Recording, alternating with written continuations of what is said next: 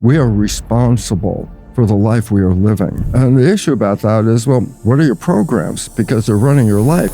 They follow the fate of kids adopted into families where there's cancer running in the family. The adopted child will get that family cancer just like a natural sibling. And so it's dysfunctional behavior that's inherited, not the genes. So we go from the idea of victim of genetics into the new science, epigenetics, which reveals it's your consciousness that's controlling these genes. 95% of the day, you're running your life with disempowering, self-sabotaging, or limiting beliefs. To change your belief systems, you actually have to go through a process. So every night, there's a period just after you fall asleep. You can download a new belief, walk away 15 minutes later with a new operating system. Okay, I'll give away the secret right now. Here's what we'll do.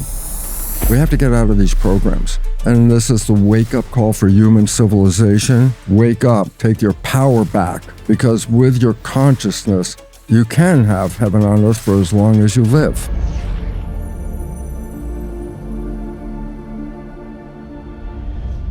Hey everyone, welcome to Know Thyself. I am so honored to be sitting down with an internationally recognized cellular biologist whose groundbreaking research on the cell membrane has led him to becoming a pioneer in the emerging field of epigenetics.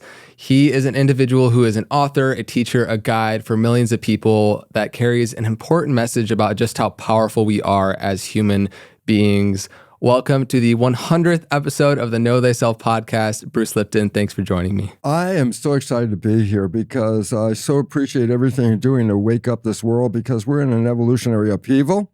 And consciousness and knowledge is what the evolution is based on. It's not going to change our biology, but it will change how we think and respond to the world. So the beautiful thing about this conversation is that we have so many different fields and areas to be able to explore to. The range is huge and massive with you. And so if you were to just give a quick, concise synopsis about what the mission of your work has been, and therefore what the listeners of our community can expect to glean from our conversation today, what would that be? Well, basically, it's a revision of everything we thought was science, and now there's a renaissance going on with all new beliefs coming in. And these beliefs really change the way we live on this planet. The idea, for example, that so many people think that genes control their lives, which is a belief which makes them a victim.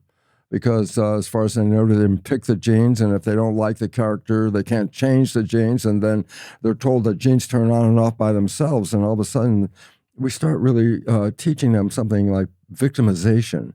They're victims of their heredity. And this puts a lot of fear into the situation, and it's unfortunate because fear is where the problem comes from. And so trying to wake people up, because we are in the midst of an evolutionary upheaval at this moment. We're not sustainable. Science has recognized, for example, it takes 1.6 planet Earths to provide for today's civilization. Well, simple mathematics, there's one Earth, meaning 0.6 Earth is missing, which means we're actually pillaging the planet, trying to keep up and destroying the future at this moment.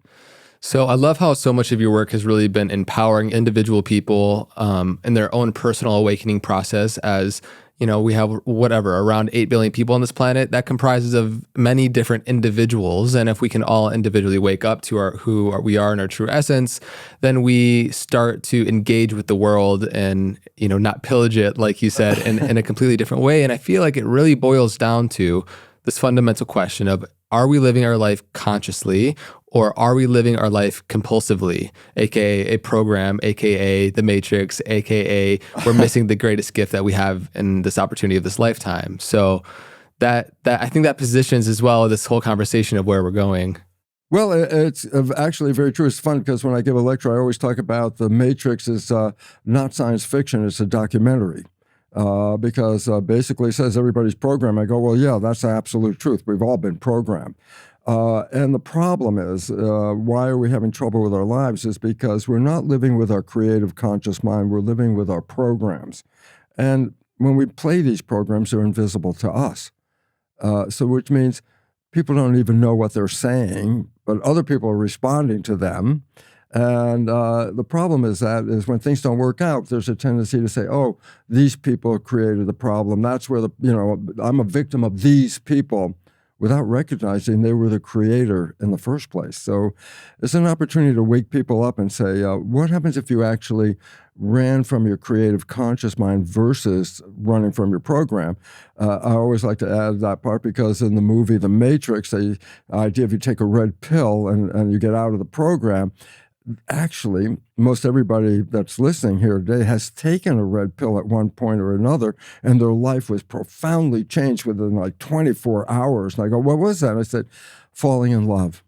When people fall in love, their lives change, and we create something called the honeymoon, which is like heaven on earth. And I say, well, that's like 24 hours after you meet this special person, all of a sudden you have this whole new life. The whole idea that I like to get across to people is that honeymoon is actually a way of life you can have every day of your life for as long as you live, if you understand the nature of how that interferes with the programming that we are normally living with. Love takes us out of that program. So now if you take let's say, the average American, what is the ultimate red pill that would change their perception? If they take that red pill, that they wake up to the illusion of how they've been living, what would that red pill be? Well, right now, the easiest one is just falling in love. And science has recognized why. Let's give a reason as to why we play programs, okay? Let's start off with a very simple, basic fact. The human brain is a computer. It's not like a computer. It's actually a far better computer than humans have ever created. But it is a computer and still has the same functions and basic operation procedures to it. When the old days when we would buy a computer, you'd go home and you push start and it boots up. And then I say, okay, let's do something. You go, oh, no, I can't do anything. I go, well, you got a brand new computer. The point is, no, first you have to put programs in the computer, and then you can access the computer via the keyboard, which is the creative part of the computer. The brain of a human has two parts to it. We say the mind. Everybody goes, the mind, like there's one mind. I go, well, that's the problem right away. There are two minds. They're interdependent, and they have totally different functions. The latest evolution of the mind is right behind your forehead. It's called the conscious mind. It's the prefrontal cortex, part of the brain lobe right back here. That's the seat of consciousness. That's the seat of your spirituality, in fact. And I say, well, 90% of the brain back here is called the subconscious mind. I go, okay, so what's the difference? The conscious mind is creative. The subconscious mind is programs, just habits, hard drive, okay? Now, the issue about this is that with the conscious mind, we can be creative and do everything we want. But the conscious mind does two things, and one of them is look out your eyes like the windshield of a vehicle, and with wishes and desires, the conscious mind will take us on the road to where we want to go. But the conscious mind can think. I go, so what's the problem? I go, well, thinking is not looking out. Thinking is looking in. So the moment you start thinking, your conscious mind's not paying attention to the world outside here.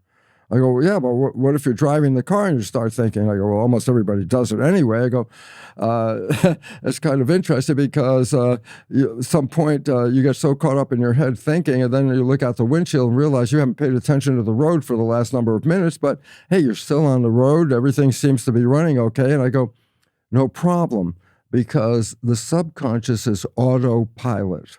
In other words, when the conscious mind is busy, the subconscious programs take over. You know how to drive a car, it's a program. Things that you know how to do, walk, talk, drive the car, do your job, these become habits. Habits are no thinking. Habits are just push the button, play the program. So the idea about that is, well, that's really cool because that makes our life a lot easier than trying to focus on everything in the world when you can just push the button. You can walk without thinking about walking, okay? So there's a great benefit to the subconscious. The problem that comes up with the subconscious is if you're thinking, you're not looking out the window, you're not paying attention to what's going on, and the subconscious steps in and takes over. And I go, well, what's the point? I go, well, we don't see our subconscious programs. We don't see them because they're playing while we're thinking. And I go, well, what's the problem? I go, well, 60% or more of the programs are disempowering, self-sabotaging, or limiting beliefs. So I go, well, what does that mean? I go, the moment you start thinking, you start playing the program. But if you have a dysfunctional program, do you see it? I go, no, because it's automatic. The problem is everybody else sees it. And they're going to respond to your program. They're not responding to your conscious mind. They're responding to the habits you acquired. So the problem about that is we're unaware, and here's the number, 95% of the day is the average amount of thinking a person is involved with, which then translates simply to 95% of the day you're running your life with programs that you don't even see. But it becomes problematic because when things aren't working, the tendency of an individual is, well, I have great wishes to be happy, successful, loving, and to have all these things. And if it's not working, there's a tendency then to consider yourself the victim and then blame everything around you as why your life's not running right. And the fact was, no, you were the one that was running the program. They were just responding. So it says, wait, we are responsible for the life we are living. And the issue about that is, well, what are your programs? Because they're running your life. I go, you don't know what your basic programs are. I go, why? Because the programming of the subconscious started, 3 months before you were born. And it's continuous for 7 years. Your brain in that 7-year period is running at a lower vibration when you put wires on a person's head, EEG. The vibration is called theta, which is just below consciousness. Consciousness is a higher vibe, alpha, and then even higher, beta and gamma. You're running at theta. And I go, well, theta is imagination. I go, yeah, that's what characterizes kids. They live in the real world, the imaginary world at the same time. I always talk about, that great tea party. You pour nothing into the cup, you drink nothing, and that was the best tea you ever had in your life. Or a child riding on a broom, because in the child's mind, theta is imagination. The broom is a horse. I mean, to the kid, it really is. So if the mother says, give me the broom, the child's like not understanding what she's talking about because it's no longer a broom in that state of a child. It's now really a horse in their imagination. The problem? Theta is hypnosis. And I go, so you're in a state of hypnosis for almost 7 years. I go, why? Well, the answer is simple. And it goes, how many rules does it take to be a member of a family? How many rules does it take to be a member of a community? Thousands. I said, well, how are you going to teach an infant? They can't read a book. They can't sit in a classroom. So nature took care of it. Nature said, first 7 years, hypnosis, download, observe those around you, your mother, your father, your siblings, your community. In observing them, you're actually downloading behavior, but other people's behavior. So it becomes interesting is because we get the foundation of the rules by observing others. Now, problem is, if the people you're observing are not living in harmony, but then by definition, you've downloaded disharmony as well. And so all of a sudden it says, well, these are the programs. I go, yeah, it's 95% of the day, that's where your life is coming from. Do you know these programs? So I ask people, well, tell me what program you got before you were born. Well, obviously, I don't know. Well, wait, you were programmed a whole year from 0 to 1. What programs did you get? No, from 1 to 2, another whole year. I don't know those programs. I go, the biggest problem is most of the fundamental programs that operate our life were downloaded before we were conscious, and we have no awareness of what those programs are. But we're running them 95% of the day. So I stand back and go, wait a minute. Your life is a printout of your programs. So the idea is this. All you have to do is right now is just look at your life and go, the things you like that come into your life, well, they come in because you have programs to acknowledge those things. But this is the one. The things that you desire and you want, but you struggle, you work hard, you put a lot of effort into it. I'm sweating over it. I'm going to make this happen. I'm working really hard to make it happen. I go, why are you working so hard? And the answer is inevitably that destination you're seeking, that destination is not supported by your program. And then you're trying to override the program. Very, very difficult to do. And so basically it says, well, wait, We are programmed. I go, yep, that's the foundation of the matrix. All of us are programmed. We're running these programs 95% of the time. We do not see these programs. We only see the consequence of these programs. So if you don't mind, I'll use an example that I've been using since 1980 because there's not a better one yet, and that is you have a friend and you know your friend's behavior and you happen to know your friend's parent. And then one day you see your friend has the same behavior as their parent, which gets you, hey, Bill, you're just like your dad. Back away from Bill, because I know exactly what Bill's going to say, and you know it if you've ever said it. And Bill's going to say, how can you compare me to my dad? I'm nothing like my dad. But everybody else sees that Bill's like his dad. Who's the one that doesn't see it? Bill. I go, why not? Because when he's playing the programs he downloaded from his dad, he's the one that doesn't see it. Everybody else sees it. So all of a sudden it says, your life is not being controlled by your wishes and desires while you're running the program.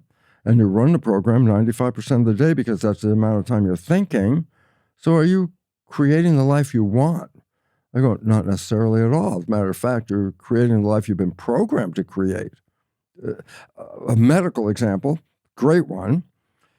Hopefully I'll probably blow some people's minds with this one. There's not one gene that causes cancer. There's no gene, if I have this gene, I get cancer. That's not true. All the so-called oncogenes, cancer genes, based on percentages. A certain percentage of people with this gene will have, the cancer. Well, the problem is, let's say in the BRCA, the breast cancer gene, which obviously women are, that really takes their mind. They find out they have the breast cancer gene. And I say, well, what's going to happen? I say, well, their picture in their mind is the fear. And I go, well, that's where the problem comes from. It's the fear that will generate the cancer, not the gene.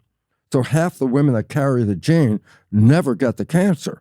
So that's an important point. Possession of the gene didn't mean you got cancer. I said, well, where does it come from? Well, they followed the fate of kids who were adopted into families where there's cancer running in the family. And it turns out the adopted child will get that family cancer just like a natural sibling. But the adopted child came from totally different genetics. The cancer is a downloading of dysfunctional behavior that is passed from generation to generation to generation. And so it's dysfunctional behavior that's inherited, not the genes. And that's very powerful because if a person really understands this, it says, well, then wait, I'm not, going to get the cancer because a gene gave me the cancer. I did it because of my consciousness. I go, oh, well, that's something you control. So we go from the idea of victim of genetics into the new science, epigenetics, which reveals it's your consciousness that's controlling these genes. And I go, so what's the difference? The genetic story, you're a victim.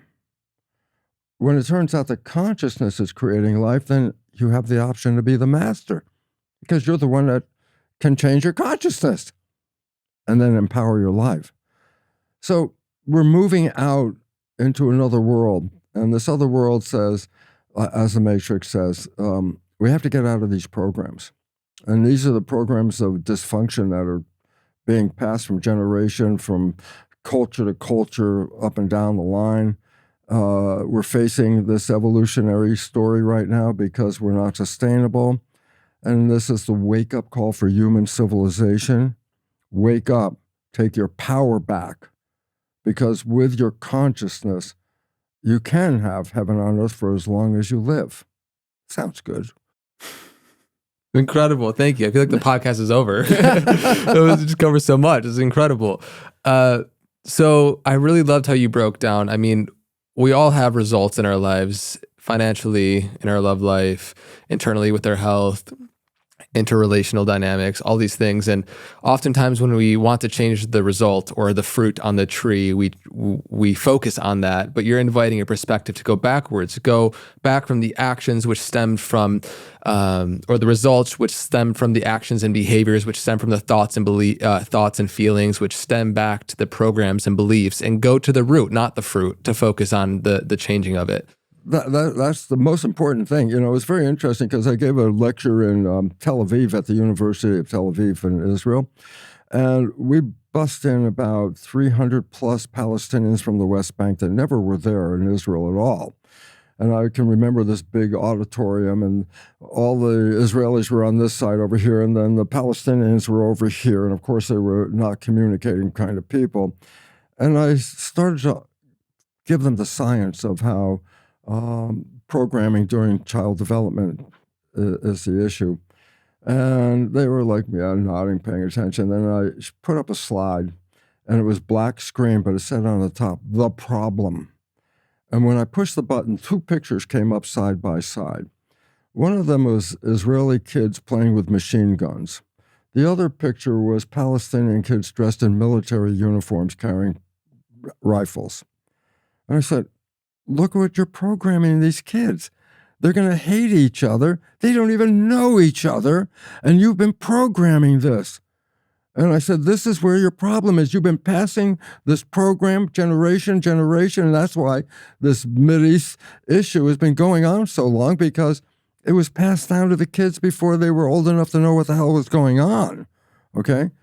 Then next slide was the solution, black screen, 2 pictures come up, and it was an Israeli and a Palestinian boys walking down the street with arms around each other, and the other picture was Palestinian and Israeli girl playing together and having a good time. I said, these kids will never fight each other. And all I remember how clearly it was, there was a pause where people stopped. And it was so dead silent, and it was almost like a vacuum. You could hear a pin drop. It dawned on them for the first time in their lives, my God, you're propagating this hatred against each other with kids who don't even know each other, and you just programmed them.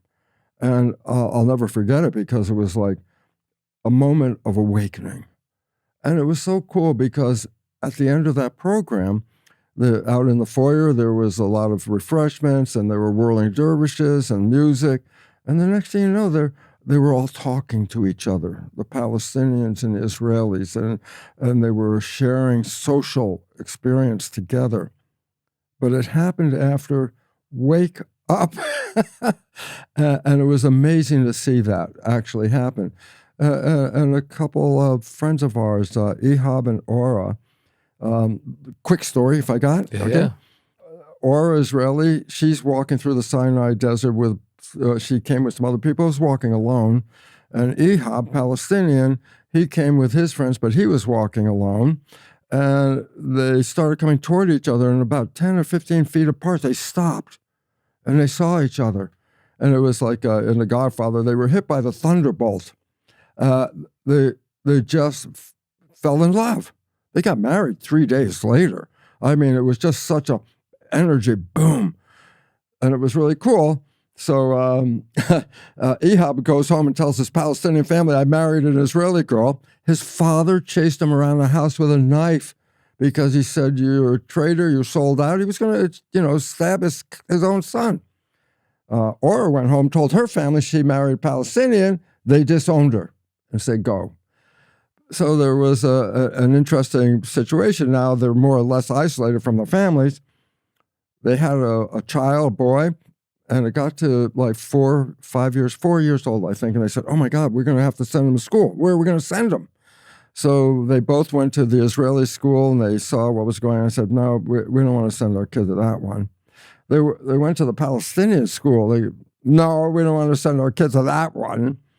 Then they went to the Christian school, and they both agreed, we're not sending our kid to that one.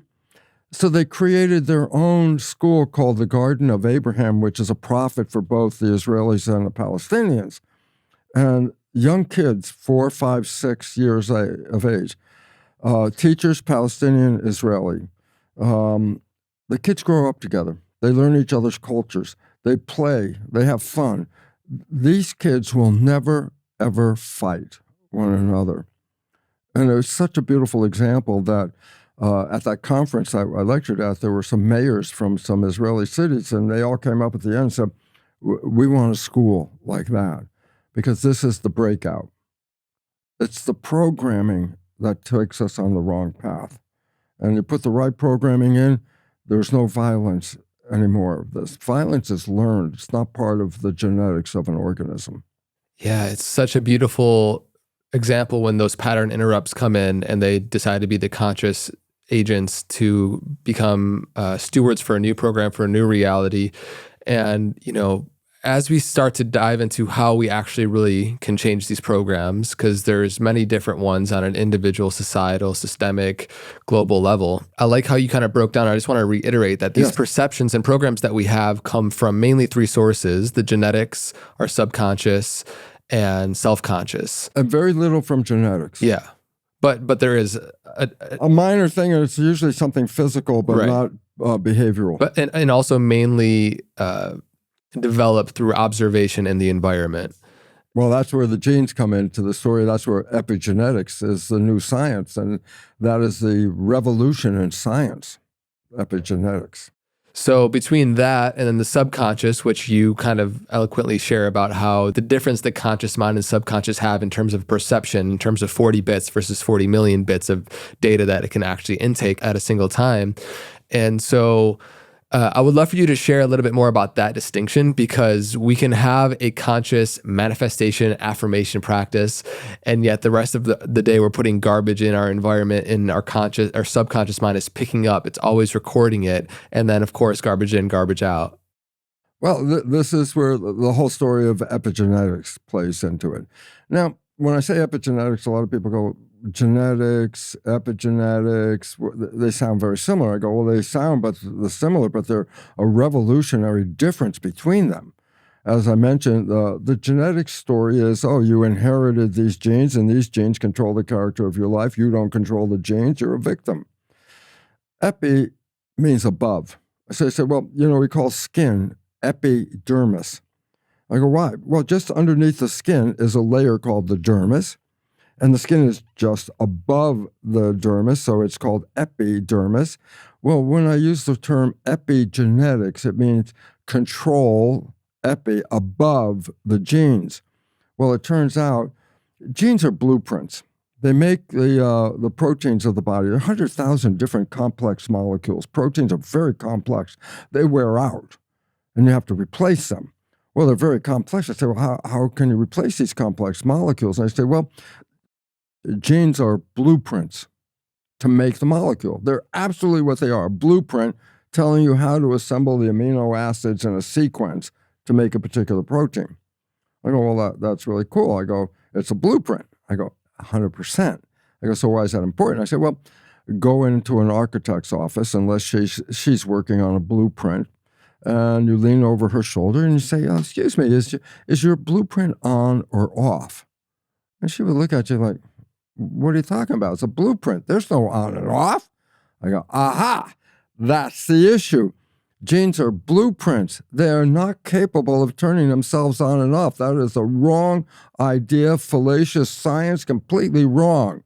And that takes away the fact that genes control you, because that's when we said they did it by themselves. I go, no, they don't. They're blueprints.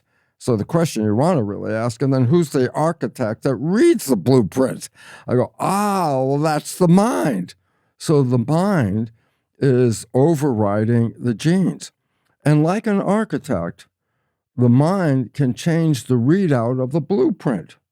So all of a sudden it says you may come with this gene, let's say a mutant gene. But the mind, since it overrides the blueprint, can correct the blueprint and make a healthy protein instead of a mutated protein. Matter of fact, from most every gene blueprint, which is a whole series, it's a blueprint, the mind can create up to 3,000 different versions of protein from the same blueprint based on the perception of the mind activating the readout of the blueprint. And all of a sudden it says, well, then you have unlimited capability. I go, well, that's the true story. And the problem comes from this. It's not so much that you inherited a mutant gene. The problem comes from the fact that you inherited a good gene, but your mind turned it into a mutant gene.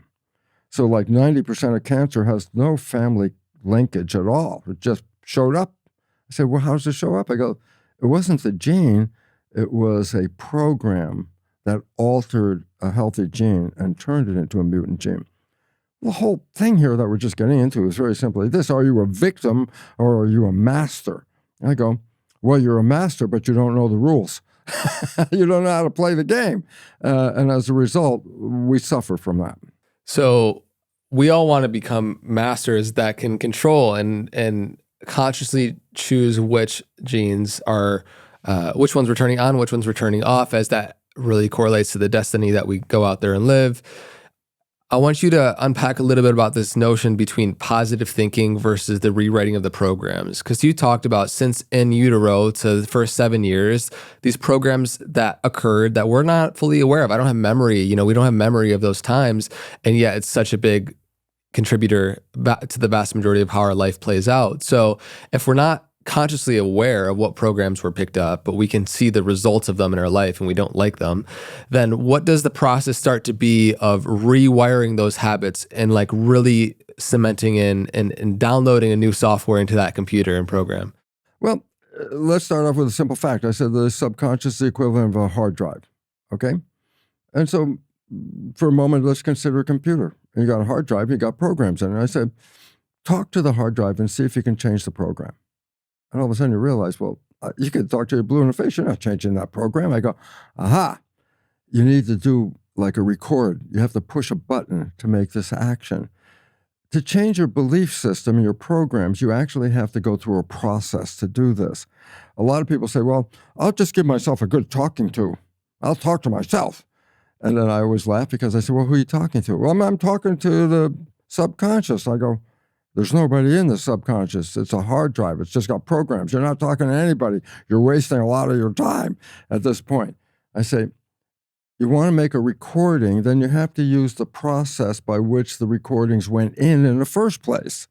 I go, well, what was that? I go, well, if we have a moment, I'll give you 3 ways of changing the belief systems. And they'll start off with the way you got the belief system in the first place. I say, what was that? Your brain was operating at a lower vibration than consciousness, theta. And theta is hypnosis.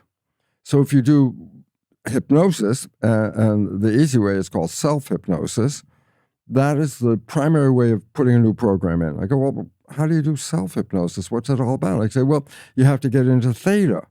And well, theta is just below consciousness. I go, yes, it is. So the simple fact is this.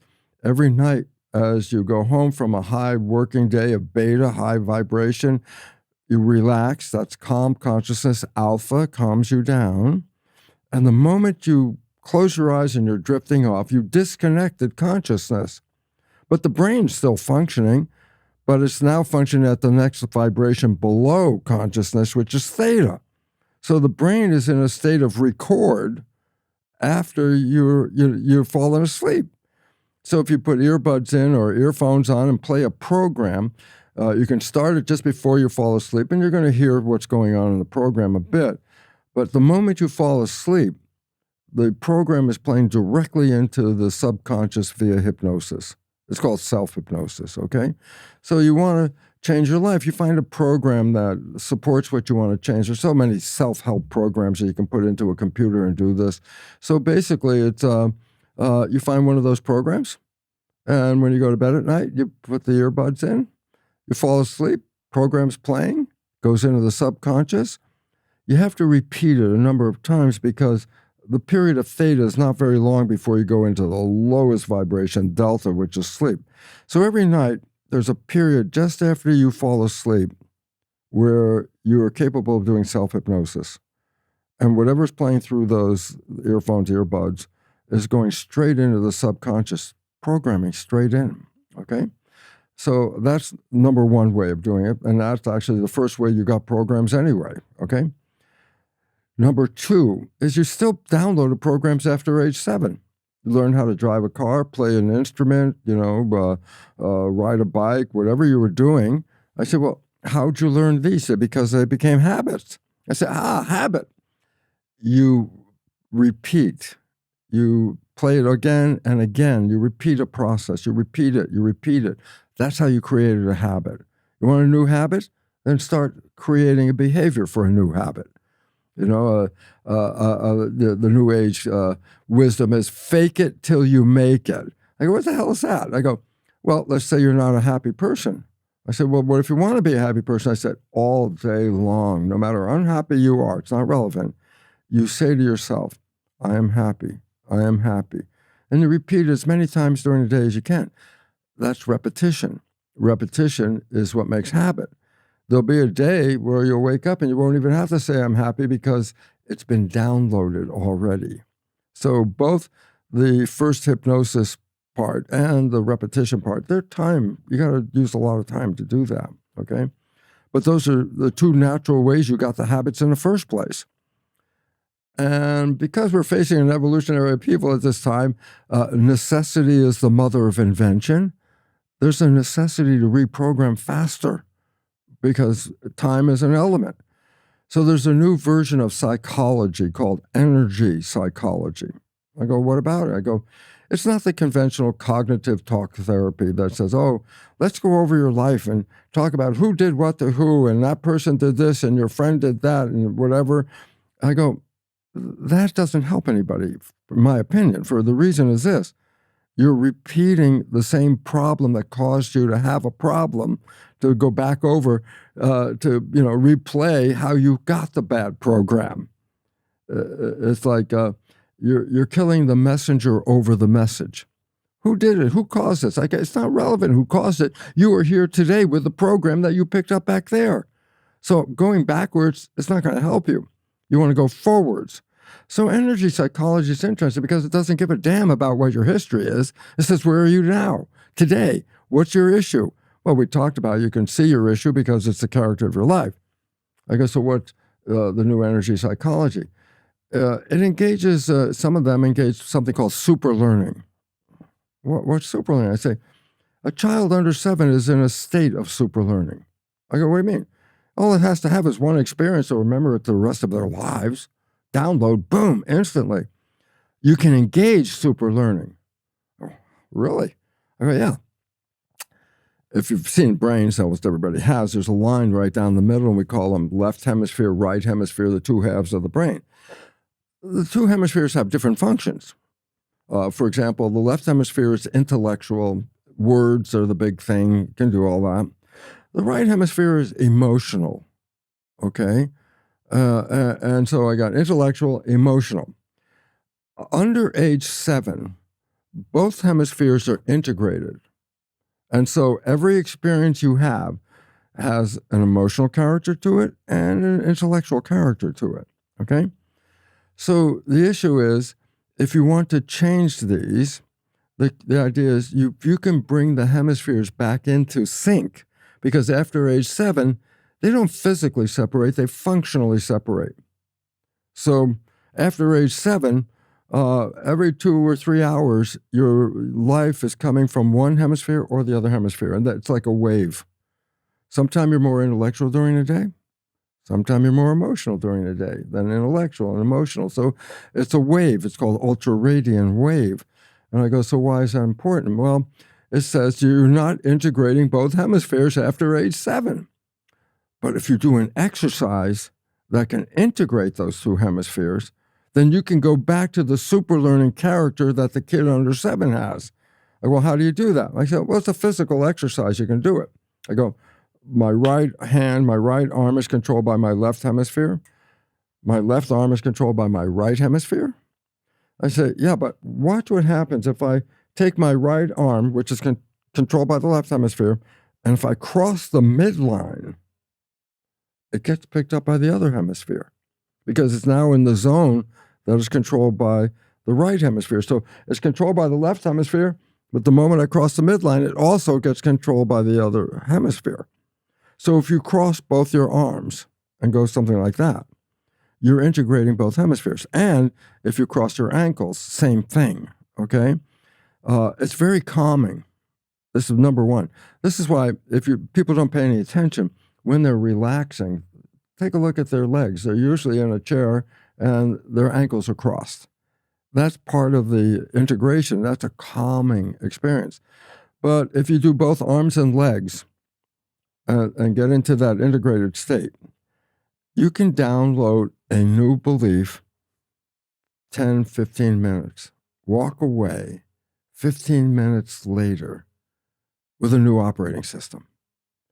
And it's the most amazing experience. I mean, I talk about it not just because I know the technology and all that. I talk about it because my life has been so completely and profoundly changed because of the intervention of these processes, psychological processes. But give you an example. Look, programming for 7 years. My father and mother had a very dysfunctional relationship. I'm a kid in the family. I'm watching my father because I'm downloading that role. And what did I download? His dysfunctional behavior. I didn't know. I was just downloading it. Yeah. But then for the first 40 years of my life, I could not get a good relationship off the ground. Why? Because unbeknownst to me at those early days, 95% of my life was coming from the program I downloaded from my father. So any potential mate would be seeing the behavior that my father was playing and then say, nah, I'm not interested in that relationship and leave me. And I didn't realize that until I changed the program. And it was so wonderful because once I changed the program, it was so fun because first I couldn't find a mate. And once I changed it and put a better relationship programming in, there were many opportunities, And the beautiful part is I met my partner, Margaret, when I was 50. And we've been on a honeymoon 28 years in a row now, every day. And I'm talking honeymoon every day. Wake up and be in love with life. And I go, how? I had to change that program. That was really necessary. And I couldn't have written my book if I didn't change some of the programs about what I was writing in the book, because as a scientist, I was going to write a book that included spirituality and consciousness, which was forbidden in the dialogue of scientists in the medical school. We never used those words. And my subconscious was saying, if you write this book, you're going to lose all your scientific colleagues here. You can't write that stuff. And so I started the book a couple of times and got halfway finished, and then it just petered out. I couldn't figure it out. It was my subconscious saying, if you finish this book, you're going to lose your position in the scientific community. Rewrote that program. And I love it. I have to just say, because it was, here I am struggling to write this book for a few years. Can't write it, get halfway through. And so I was doing what we call a balance, an energy psychology balance. And it was for the future. What do you want? So like muscle testing, right? What's that? It was like with muscle testing. Well, muscle testing, I'll explain that in a second, because that's a critical part. People have to understand it's not new agey stuff here, okay? But so I remember saying, creating what I want, how this book to come out. I said, well, it's taken a long time. I want it to be fast. It's been a struggle, so I said, I want it to be fast. I want it to be easy. And then I thought, why not make it fun? So I did a psychological balance and programmed. Easy, fun, fast. Forgot about it. It was only a 15, 20-minute thing. A few months later, I finished the book. And I remember I was on the last page, reading it for the last time. I'm going to send it to the publisher when I finish this. Got to the very last page, the last paragraph. It was on the table. I pushed myself away from the table and said, wow, that was kind of fast and it was easy and fun. And all of a sudden I said, oh my God, those are the exact words that I put into the program. I'd forgotten I even did the balance for that. And then the words came out exactly what I put into the program is how it worked out. So for me, it was really, wow, we have to understand we are creators. We have programs, and the programs can help you, or the programs can take it away. Kiyosaki wrote a book, Rich Dad, Poor Dad. What did it say? Well, if you came from a rich family, guess what? You grew up with programs of maintaining your money and making money, okay?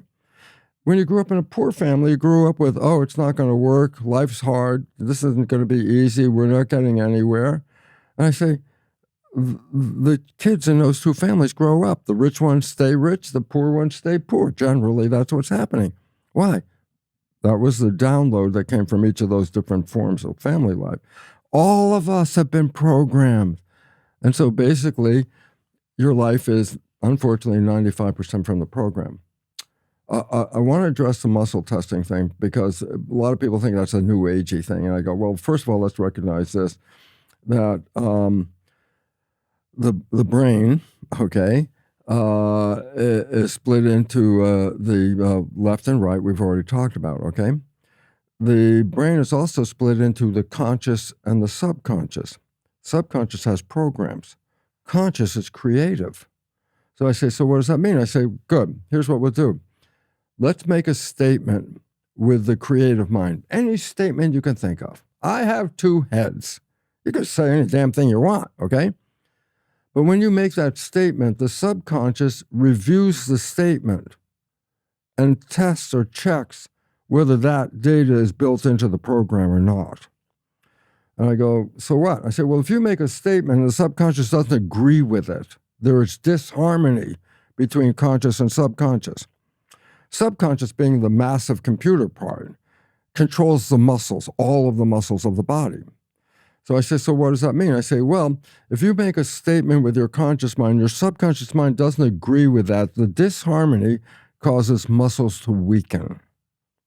So if you're going to do a muscle test, like push on somebody's arm or something like that, or you can do a muscle test with a finger or push on a head, any muscle, even eye muscles, if you make a statement and the subconscious does not agree with that statement, your program, then you're going to be weak.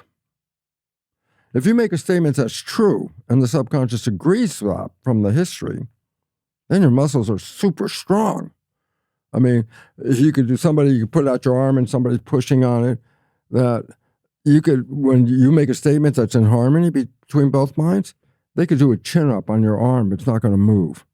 But if you make a statement and both minds don't agree, it'll weaken it. And a lot of people do like all this pushing. I go, no, you know how much you need? That much. If it goes that much, it means the subconscious doesn't agree. The rest is arm wrestling after that. So the point about it is you can test your belief system. And this is the part that says, well, if I want to make a change, I have to find out what the hell my beliefs are. And I said, well, because you got most of them, before you were 3. You don't know these things, but you can communicate with the subconscious about the beliefs by making a statement with a creative mind and seeing if the muscles stay strong or weak in response to that. So then all of a sudden you can say, I have, program's not working. There are 2 fundamental programs that 80 to 90% of all the population will not test positive for. 2 fundamental ones. One of them is, I love myself. 80 to 90% of the people will never test positive for that. And that's because we were criticized as kids, so we become self-critical the rest of our lives. The other one, which again, 80 to 90% of people will not test positive for, is I am safe, which is a really critical one because it really determines your behavior out in the world, how you feel about your safety in that world. So the vast majority of the people on this planet right now do not love themselves, and they don't feel safe. And I go, yeah, well, that opens them up to a lot of problems on this planet. First simple one is this. If you don't love yourself, how can somebody else say they love you? Because if they say they love you, you look at them and go, oh, you have no quality control because I know I'm not lovable. What's wrong with you? And then you'll push them away, and there will be nobody there, and then that person will go around, see, I'm not lovable. There's nobody here. You push them away. What role does stress play in maintaining our programs, and what role does gratitude play in helping us break free from them? Okay, there are 2 aspects to this. Let's talk about stress, because we're in a world of health crisis. The whole planet's got a health crisis going on. No matter how much money we throw into it, the health crisis gets worse all the time. Well, we always used to say, well, the health issues are related to the genes. Because here's a fact. Less than 1% of illness has anything to do with genes. That means 99% of illness has nothing to do with your genes. It has to do with your behavior that's not in harmony with everything, okay? So I said, well, what's going on here? Well, if I can, I'll give you 3 consequences of stress. Stress means, and let me just simplify it, you have a wish or desire to accomplish, go somewhere, do something. If anything gets in the way of that destination, by definition, that's called stress. Unfulfilled expectations, in a way. Well, yeah, because you're trying, I want that, I can't get there. Well, that's a stress, okay? Yeah. Getting things you don't want. Well, that's the other story. Or wanting things you can't get. Yeah. So basically, I say, so what's the story? I said, the moment you're in stress, the brain reads stress levels and releases stress hormones. I go, so what? I say, well, there are three results of the stress hormones that then when you put them all together accounts for the entire health crisis on this planet. I say, what are they? Well, number one, when you're stressed, it goes back to the ancient idea of being chased by a saber-toothed tiger. Stress is something's interfering with your life, run. Okay? Well, when you run, you have to use your arms and legs because that's what's going to carry you away. But the blood in the body is not evenly distributed. It's primarily focused on the gut. I go, why? Well, that's all the organs that maintain your health and your life, replenish the body's energy, repair the damages, do all this stuff, take care of maintenance of the body. So virtually all the blood is concentrated here in the gut. But when stress hormones are released, you want the blood in your arms and legs to say, why? Well, first of all, let's emphasize, blood is the source of energy. So if you're going to run, you want the blood in your arms and legs so you can run, okay? So I say, well, how does it go from your gut to your arms and legs? I go, stress hormones cause the blood vessels in the gut to constrict. And when they squeeze shut, it causes the blood to be pushed to the outer extremities, okay? People feel that when they're afraid. It's like queasy, you get a little queasy, butterflies in the stomach. That's the squeezing of the blood vessel. You can feel it, okay? So that pushes the blood to the arms and legs so you can run away from that tiger. So that's number one. Number two, the immune system uses a tremendous amount of energy. So if you've ever been sick, sometimes you don't even have the energy to get out of bed. So now I put a scenario, you're being chased by a saber-toothed tiger, you got a bacterial infection. I said, well, how are you going to split the energy? How much to run away from the tiger, and how much energy should I put into, handling the bacteria? It's a no-brainer because the answer is simple. If the tiger catches you, a bacterial infection is not really relevant to you anymore anyway. So basically, number two, stress hormones shut off the immune system to conserve the energy to deal with the immediate stress. Okay? How effective, I always like to add this, is that when doctors want to transplant an organ from person A into person B, A is a foreign tissue. If you put A into B, the immune system in person B is going to try to reject that. So before they do the transplant, doctors give the recipient stress hormones. So that means when they do the transplant, the immune system is not anxiously ready to destroy it, okay?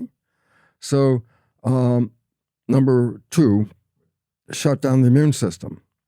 Number three, which I frequently talk about adding an insult to the injury you just got, is the conscious brain is creative, but it's very slow compared to the hindbrain, which is reaction reflexes. So if you're in a stress situation, you don't want to rely on conscious processing. Stress hormones cause the blood vessels in the conscious brain, right here in the front, to squeeze shut, just like the gut. But it pushes the blood to the hindbrain, which energizes reflex behavior, fast response.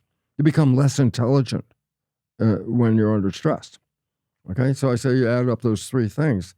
I go, yeah, that's 90% or more of the health issues on this planet are all derived from that stress hormone stuff. I go, well, why? Why would nature do that? Well, nature intended to use it to run away from the saber-toothed tiger. I go, so what? I said, well, 5-10 minutes of running, you escape, you're back, no more threat. But today's world, as we all know, is 24/7, 365 stress. We are actually pushing the stress response beyond normal function to the point that it's actually now causing the issues of illness that we face on this planet. So 90% has to do nothing with your biology other than the consciousness of the stressors that you're trying to deal with. So then if stress makes us stupid and sick, what does gratitude do to increase the length of our telomeres and longevity and make us vibrancy and smart and healthy? Well, telomeres is a key word right here, just to give people what it is. DNA double helix stuff, right? The DNA strand is a series of blueprints to make proteins. The blueprints are called genes. So a DNA strand is a series of blueprints. And when you copy it, there's an enzyme to copy the DNA. So when the cell divides, you have to copy the DNA. So pretend, for example, my arm is a piece of DNA, and the enzyme is like a train moving down the track. And as it goes down the track, it leaves behind a copy of what it just ran over. So it's called a polymerase. It moves down the DNA and makes a copy as it moves down, and the copy is sticking out the back. But then I say, well, what happens when the enzyme gets to the end of the DNA? I say, well, it falls off. I go, yeah, but it didn't copy the part it was on. So every time you copy the DNA, the enzyme gets to the end of the strand, can't copy the end, falls off. You don't copy this part, you lose it. It gets shorter. The next time you copy the DNA, comes all the way down to the end, can't copy it, you lose it again. So every time you copy your DNA, it gets shorter and shorter and shorter. Well, nature, being aware of all this issue, said, I'm going to give you an extra piece of DNA. It's not genes or anything. It's just a piece of DNA. So you can cut it off and lose it. No problem, no problem. But if you run out of the extra piece, which is called the telomere, the next time you copy the DNA, you're actually cutting into the genes, the blueprint part. That's where aging and psychological problems come in and all kinds of issues. That's where it's a downhill part because you're now interfering with the genetic code. So telomeres are this extra length of DNA. Originally, researcher Leonard Hayflick in the 60s said, oh, well, this accounts for aging. You can copy the DNA all the way up until the telomere runs out, and now you're going to age at that point. So after doing the calculations, it comes out, oh, yeah, humans live about 90 years of life. That's how long the telomere is. So everybody said, oh, our life is now determined. I could live 90 years. A woman researcher, Elizabeth Blackburn, actually found there's an enzyme that makes telomere called telomerase. So as you are cutting it short when you copy it, the enzyme can extend it. So all of a sudden it says, well, then what's your age thing? I say, there is not necessarily any aging here because as long as I can keep extending the telomere, I won't be cutting into the genes. So I said, so what determines the action of this enzyme? And that's where the question comes in most important. In a sense, it comes down to simply this. If you want to write the bottom line, how much you like living. If you love your life, the enzyme works. If you don't love your life, the enzyme doesn't work. That's how it goes. So people under stress like PTSD or issues, abuse, family abuse issues, people who are not in love, because love is an important part of our survival on this planet. So not in love, stressed out, all these other issues, they interfere with the enzyme. And as a result, they shorten a person's life. Because the person is actually saying to themselves, that life sucks. I don't care. And so the system says, okay, well, then you can end it. We're not extending this anymore. In contrast, the characters that extend the telomeres by activating the enzyme telomerase include all the things that we just mentioned, from gratitude, happiness. I have a future. I have things to do. A lot of people, they retire. They retire and say, what are they saying when they say that I'm retired? I'm finished. I go, that's a very bad thing to say to yourself because that means the enzyme will no longer work. And that's why a lot of people go into retirement and then very shortly afterwards, boom, it's downhill, it's all over. But the fact is this, you love your life, you wake up in joy and happiness and gratitude for being alive, you have love around you, you have things to do, very important, things to do are very critical. You take care of your health, meaning, why am I taking care of my health? Because I want to live longer. Oh, okay, that's why the enzyme then is also going to work as well. So there are conscious attitudes that cause the enzyme not to work, which will shorten your life. Most of them are basically affecting the person to say, I don't like my life. In contrast, the things that you love about life and you love it and you enjoy it and you can't have more and more, you keep doing that. And that enzyme will keep increasing those telomeres. And so what's the life of a normal human? Anticipated to be 150 years. I go, well, we obviously have trouble getting there. I go, yeah, because we're obviously not living in harmony on this planet. We're not taking care of our health. We're not in love. All these issues like that are affecting us in a negative way. And the effect is on that enzyme, telomerase, that determines, am I going to extend the telomeres or not? If I don't extend them, there's a termination. If I extend them, keeps going. It's such an important realization that, of course, we have this community of cells that we are made up of, and they're listening and responding to the dialogue of loving life, which makes them want to continue to live longer and extend the telomeres. Why does that become a continual important realization that we are a community of cells, not a single individual, like we kind of come to the conclusion of, especially in Western society, that we are this so individualistic and materialistic, but we are made up of trillions. 50 trillion cells. Every cell is a sentient being. My work in the lab was taking out cells of the body and growing them in tissue culture. So I studied cells all the time. You want a simple answer, it's simply this. You have 50 trillion citizens under your skin. Your mind is the government. And when you have negative things going on in your mind, the secretions from the brain are chemistry that do not support you. When you have very positive things going on in your mind, the chemistry is healthy chemistry. So a negative belief system will shorten your life because the chemistry from the brain, I didn't get into epigenetics, so maybe just 1 minute so we can talk about it. Of course, take your time. Yeah, we have time. Okay. My research started off with cloning stem cells. Okay, there's two issues here. What is a stem cell? I said the body's made out of 50 trillion cells. Every second, as we've been sitting here right now, 3.5 million cells die every second of your life. That's a large number of cells. By the end of the day, you've got 100 billion cells have died.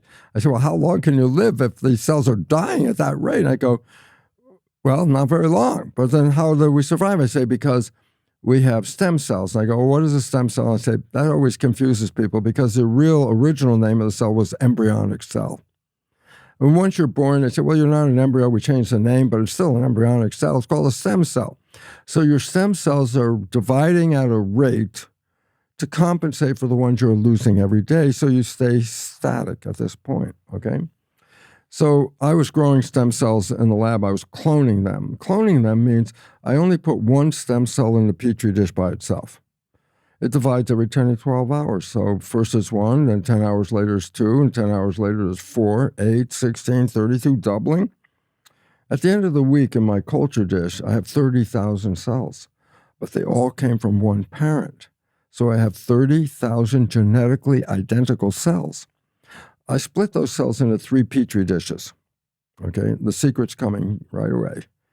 Because when we grow cells in a dish, we grow it in a fluid called culture medium. Okay, I'll give away the secret right now. Culture medium is a laboratory version of blood. When I grow human cells, I make culture medium based on the composition of human blood. I grow mouse cells, I see what mouse blood's made out of. So culture medium is laboratory blood. Well, since I created in the lab, I could change some of the constituents a little bit. So I made 3 different versions of culture medium. Let's call them A, B, and C. These are environments, okay? 3 dishes of cells. All the dishes are genetically identical. They all came from the same one cell. But I have 3 dishes, and in dish 1, I put environment A, and dish 2, environment B, and dish 3, environment C. A few days later, I have muscle in dish 1, bone in dish 2, and fat cells in dish 3. Well, now you're left with a question. What controlled the fate of the cells? No brainer. They were all genetically the same. So what was the difference? The only difference was the environment, the culture medium, okay? And so all of a sudden, that's where the term epigenetics came in. The genes were all the genes were the same. It was above the genes, the environment, that determined genetic activity. So all of a sudden it says, well, wait a minute. I go, what's the point? I go, your body is a skin-covered petri dish. And inside, under your skin, you have 50 trillion cells and the original growth medium, blood. I go, so what was the point? It was the chemistry of the blood, the growth medium, that determined the genetics. So I go, oh, wait, 50 trillion cells, skin-covered dish. Who creating the chemistry of the blood? The brain is the chemist. I go, yeah, cool. What chemistry should the brain be putting into the blood? Whatever picture you have in your mind, the brain translates that into complementary chemistry. A picture of love releases chemistry of love. Dopamine for pleasure, oxytocin for bonding, growth hormone, which enhances the vitality of the system. So when people are experiencing love in their mind, the chemistry coming out of the brain is enhancing the vitality. And that's why people, when they fall in love, get so healthy, they glow. Oh, see how in love they are. See how they glow. I go, that's a result of chemistry, the chemistry from the brain, which was reading the picture. In contrast, you live in fear. I go, well, you're not releasing any of that love chemistry. Now you're going to release what? Stress hormones and factors that affect the immune system. So all of a sudden I go, so you change the chemistry of your culture medium based on your thoughts. And I go, well, the culture medium chemistry determines the genetics. And all of a sudden it says, well, you change your thoughts, you change the chemistry. And when you change the chemistry, you change the genetic activity. And all of a sudden, again, we go from victim, no, you're the master. What are you thinking? And this becomes important. And we brought up the word a little earlier, and I didn't respond to it. It's called the placebo effect. I said, what's that? I said, a person has a chronic illness. The doctor says we have the greatest, newest medicine. This pill, I always love it because there was one, and it's purple. You know, it's like, oh, wow, purple pill. That's got to be really good. And you take this pill, you get better. And then you find out it was a sugar pill. I said, well, then what made you better? Well, obviously, it wasn't the sugar that made you better. It was your belief, the picture in your mind. I'm going to be healed by this pill. The healing chemistry resulted from that picture and healed the body, okay? And that's called the placebo effect. It's the belief that healed, not the drug, okay? So that understanding that we're a community of, we're like a human petri dish with trillions of cells, and clearly our beliefs are affecting, based off the placebo effect that you just mentioned, how these cells are programmed, what they're telling them, what they're being programmed for and going to replicate into. And I've heard you share how the vast majority of beliefs that we have are, unfortunately, this negative programming that we continue to replicate. So then what is the nocebo? Well, nocebo is a consequence of a negative belief. I go, so, well, a negative belief, a positive belief enhances your vitality. A negative belief, threatening, puts us back in a stress situation, shuts down our vitality, okay? And people never talk about the negative belief. We only want to talk about the positive belief. I go, well, negative belief is equally powerful in controlling your biology, but in the opposite direction. Placebo can heal you from any disease. Nocebo, negative thinking, can cause any disease, even death. If you believe you're going to die, and you really believe it, and let's say a doctor gives you a prognosis, you've got 3 months left to live, and you buy that, in about 3 months you will die, whether you had a disease or not. That's what it turns out. Why? You've been programming yourself to release the chemistry. You will die, and it's based on your belief, which then is epigenetics. Man, so the issue is both we have, of course, our own negative self-programming that's still within us, and then we also have the societal programming that continues to perpetuate certain narratives and fear, which continues to help people individuals, corporations continue to run their business. We have a trillion-dollar, sick care system, not healthcare system, and the $700 billion pharmaceutical industry is playing big time on a lot of what we're speaking to here. And so how do you continue to sharing words of empowerment to kind of reclaim our sovereignty and our ability to really influence and take health into our own control, into our own hands, instead of outsourcing the solutions, which really keep us as customers to a larger agenda? Well, that is one of the biggest problems of the whole world is, and this is a fact. So I'm not saying it's out of school here, that in the United States, medicine is the third leading cause of death.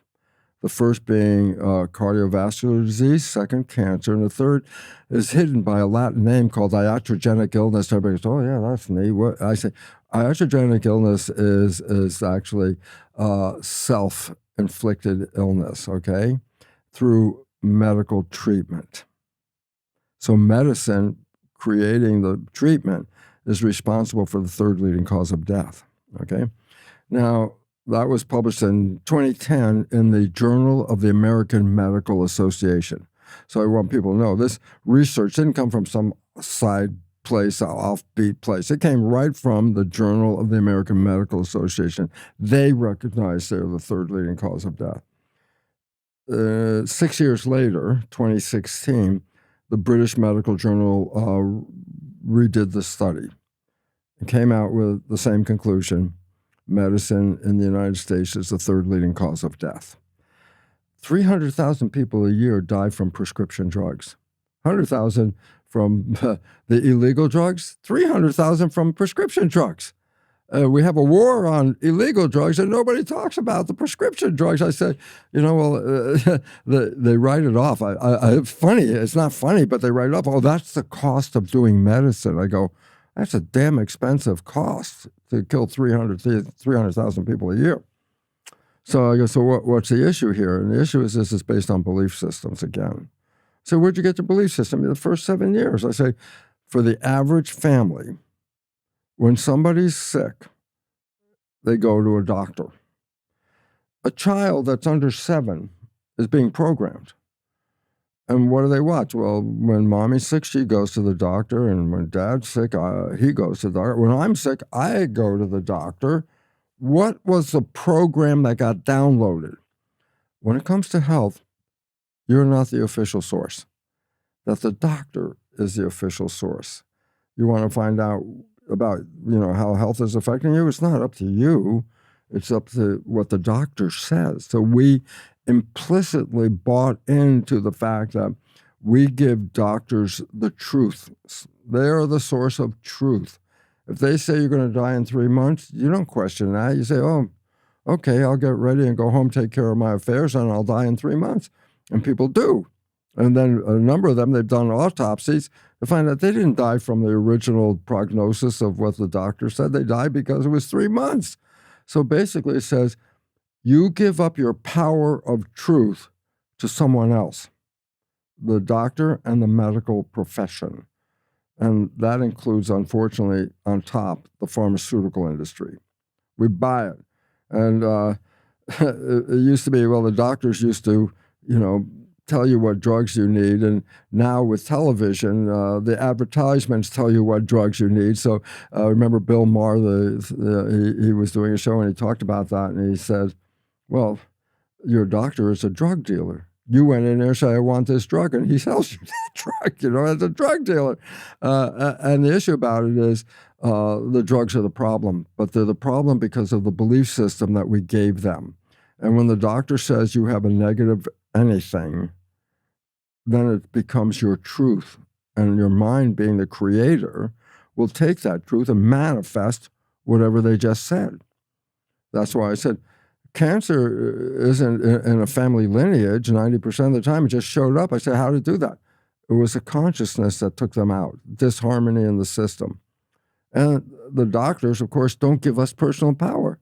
Your doctor training is your body's not intelligent, and therefore outside sources must be able to read your body and adjust what's going on because your body's not intelligent, which is like the biggest falsehood that ever existed.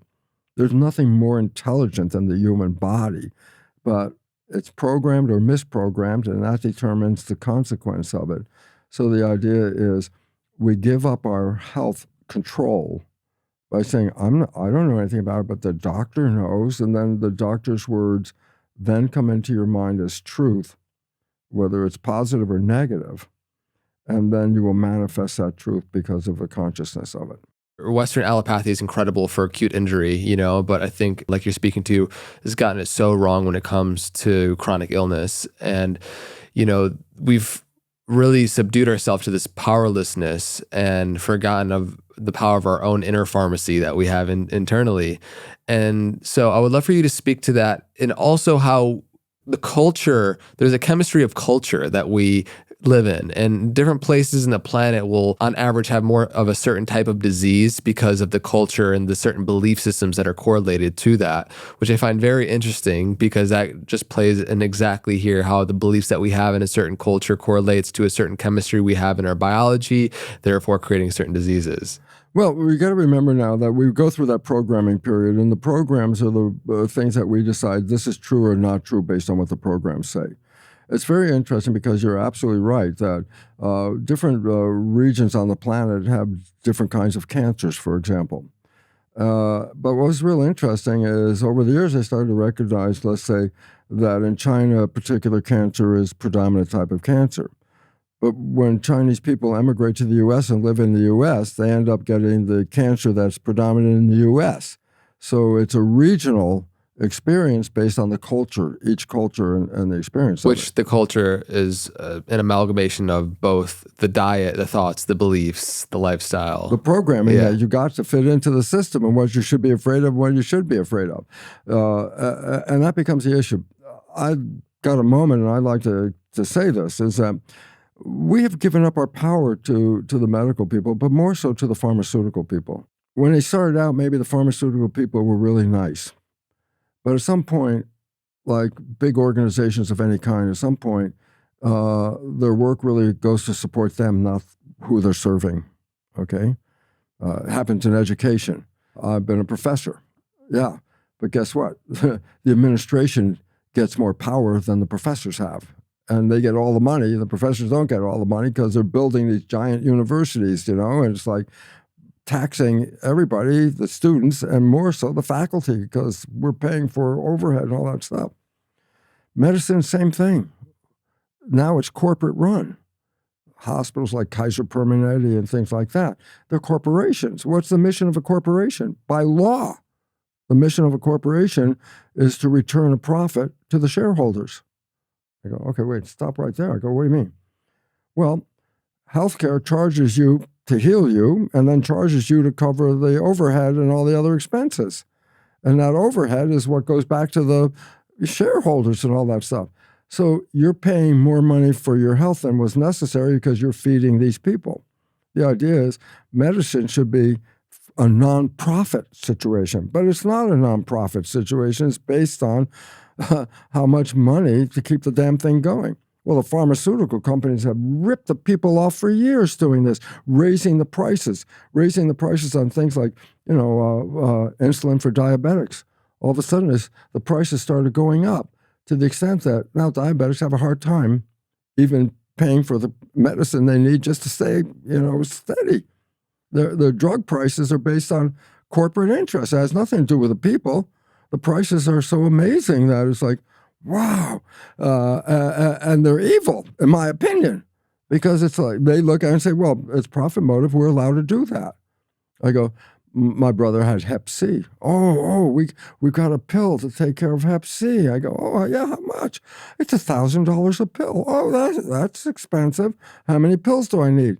100 pills.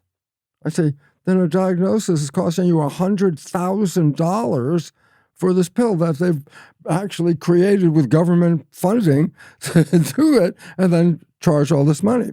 There's an evil one, the one that gets me all the time is some babies are born with a myoneural dysfunction that causes them to die within the first couple of years, 2 or 3 years, boom, they're out of here. And a company came up with some genetic engineering, to help this child survive. And I go, so what? I go, well, here's a woman. Let's put it the scenario.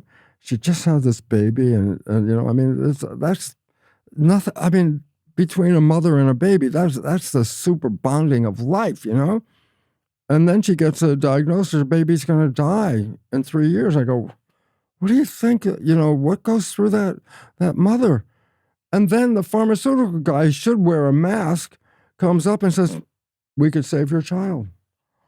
Oh, thank God. It's like $1,500,000 for the treatment. You might as well hold a gun to the mother and say, give us $1.5 million or we're going to kill your kid. And I go, this is standard business in the pharmaceutical world. They're not our friends. They're profiteering people. They're corporations. And corporations mean to make overhead money on top of the service they give you. In healthcare, I find that abominable. I can't believe that a person is sick and now you're going to try to take a profit from being sick. That's why in the U.S., how many people can't afford healthcare? How many people in the U.S. can't even visit an emergency room? Minimum $500. You walked in the door. They don't have $500. I go, we're in a very bad place here, because when the profiteering took over, then the idea of humanity left the room at that point. And so people in the U.S. can't afford health care, can't afford the payments, can't afford the drugs. And it's like, but that's business. I go, this is not business, it's life, man. Yeah, it's tough too, because there's the genuine altruistic impulse that nurses and doctors have and go in, and then the system that they're in is just not equipped to help them truly, oftentimes help. No, I was a professor in a medical school. And it was neat because I was in the first semester of medical school. I was giving the basics, cell biology, histology, anatomy. These are basic. And I'd see these students come in and they were like, oh man, I'm going to medical school. I'm going to be a doctor. I'm going to save the world. And they were so excited. And then see them at the 4th year before they graduate. Get me the hell out of this place. I can't put up with this crap anymore. They kill them in medical school, in a sense, to program them, put them in a little box, the doc in the box kind of thing. And the reality is, I've seen it. I watch it people go through medical school and how they challenge them and beat them. And used to be, a doctor was a pretty profitable career.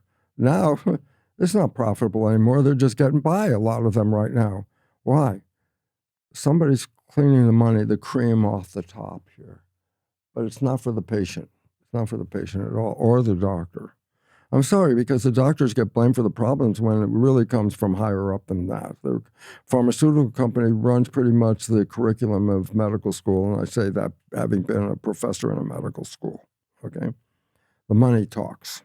So just as we have many cells that make up us as an individual, we, in a way, are like a cell of a larger organism called humanity. And the self-beliefs that we have, many of these things that we're speaking to, contribute energetically to ongoing war, bigotry, planetary disease in a way.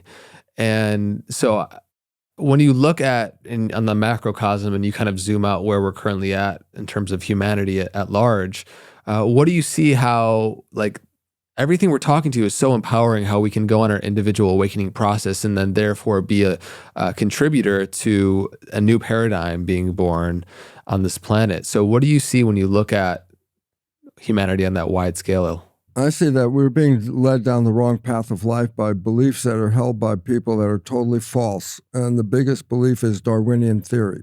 Now, evolutionary theory, there's 2 parts to evolutionary theory. A, did evolution occur? And B, what was the mechanism for evolution? Darwin didn't come up with evolution. That was 50 years before Darwin. It was a French biologist, Jean-Baptiste Lamarck. He was the first guy to publish a scientific paper showing evolution, 50 years before Darwin. Lamarck had a whole different attitude about what was causing evolution. And the first thing was his vision. I said, wait, animals and plants fit their environment, meaning you don't find roses in the Arctic and you don't find polar bears in Africa. Organisms fit the environment. So when he was putting evolution together, he said there was an interchange of information between the environment and the genetics of the organism to adapt the organism to fit the environment. So it was all about adaptation and harmony. 50 years later, Darwin comes up with this. And actually, it wasn't Darwin, but we're not going to get into that right now. That's another story right there. It was someone else who came up with a theory, and Darwin, being upper class, pirated the title of evolutionary from the other man who was commoner. And Darwin's view came from the fact that he saw that competition, and it wasn't from him, it was from a philosopher just before Darwin called Malthus, Thomas Malthus. He came up with an idea that said plants don't increase their population as fast as animals increase their population. In other words, the two words are plants are arithmetic, meaning the farmer gets 1 bushel this year. If he works real hard, next year he gets 2 bushels. And if he gets some more fertilizer and stuff, it gets 3 bushels, 1, 2, 3, 4. Animals double, 2, 4, 6, 8, going on and all like that. What was the point? Well, if you put it on a chart, plants are never going to keep up with the rate of the animals. So Malthus came to the conclusion that life is based on competition because there's not enough to feed all the animals. So life is based on competition. Darwin took that competition, put it into a theory of evolution, saying evolution is driven by this competition. Survival of the fittest in the struggle for life. That's the summary of Darwin. So all of a sudden, science bought into this fact, and Darwin is in the pantheon of God scientists like Newton and stuff like that. And basically, his whole idea was based on competition, violence, and that there are winners and losers in this competition. Well, the entire culture has taken that as a scientific reality. And so we go out and compete every day. It's like in a dog-eat-dog world out there, You're not just going to get something. You got to go out and get it. And it changes the whole meaning of the world because now people are fighting with each other over what are the scraps that are presumably there. Well, the whole story is wrong. Malthus was completely wrong. Animals do not go geometric, 2, 4, 8, 16, all that. They stay pretty much the same constant. So the idea that competition was relevant as a way of nature is not true. In fact, nature is a garden. Remember, Garden of Eden stuff. I go, why is that important? A garden is not a battleground. A garden, by definition, is the height of cooperation. That's what a garden is. And yet we've taken a garden that we came with, turned it into a battleground, and at this point are destroying the garden that we came with because we lost how to live in harmony. We have to go back and understand the indigenous people that were here 10,000 years ago. They were the ones that said, we are gardeners in a garden, and we take care of it. And that got lost. When the Europeans came to America and they saw, look at all the buffalo skins, thousands and thousands and thousands of buffalo. The natives, they would kill a buffalo for, the skin was important, but the food, the meat, everything they made from it, they used every piece of the buffalo. Then the Europeans came in and go, buffalo skins. What did they do? Killed off the damn herds of buffalo, left the carcasses on the ground, took the skins and went away. The Native Americans looked at me like, what the hell is this all about? But that's what Western people have done. Take as much as you can, exploit the planet, take it out of here, go out like that. We lost that balance. That balance now is resulting in a recognition of a reality that we are not talking about, but we must be facing. We are creating our own extinction by destroying the environment without owning the reality. We are a product of the environment. If the environment goes, we can't be here either. And now that we're consuming the planet at a rate that the future generations may not have anything either because we're using it up now. It's time for us to wake up and recognize what? Life is built on a garden. It's built on harmony and balance. We don't have that. We have competition. Cooperation, gone. I say, what's the point? I'll give you a simple fact of science. NASA scientists have looked at the data and said that civilization as we know it today, civilization is facing and I want to emphasize, irreversible collapse within the next 20 years. We are so despoiling the environment, and the money has gone to the 1% with the 99% without the money. those two things they brought up in their research and said, this is an inevitable end that we're facing coming up. And I emphasize irreversible because it's not, oh, we're going to go back and make it better again. No way. It wasn't that good in a sense if we go back and look at it. And we're finding the things that we haven't dealt with for generations showing up, whether it's religious or racial bias or, men versus women, that bias, that whole kind of thing going on there, all that stuff is so much in disharmony. And it's showing up now. But because it's important, because we're facing the end of our civilization. I want people to emphasize that. Doesn't mean we're all going to die. Civilizations have been here before. They come and they go. There was, first the indigenous people. Then we had polytheism, Greeks, Egyptians, and many gods. Then we went to monotheism, one God.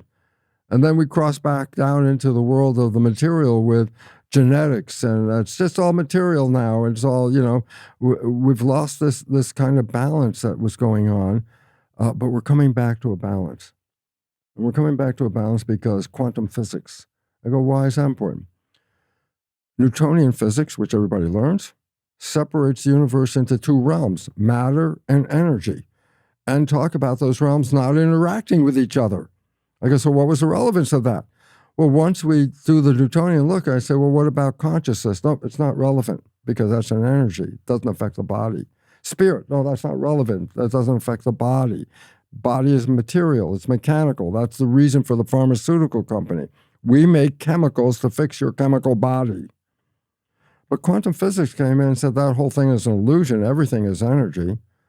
And all of a sudden it returns us back to a whole understanding. A new form of medicine, energy medicine, is now present. The idea of spirituality, which was non-scientific, is now expressed in the world of quantum physics. Quantum physics recognizes it's mental and spiritual is what controls our lives on this planet.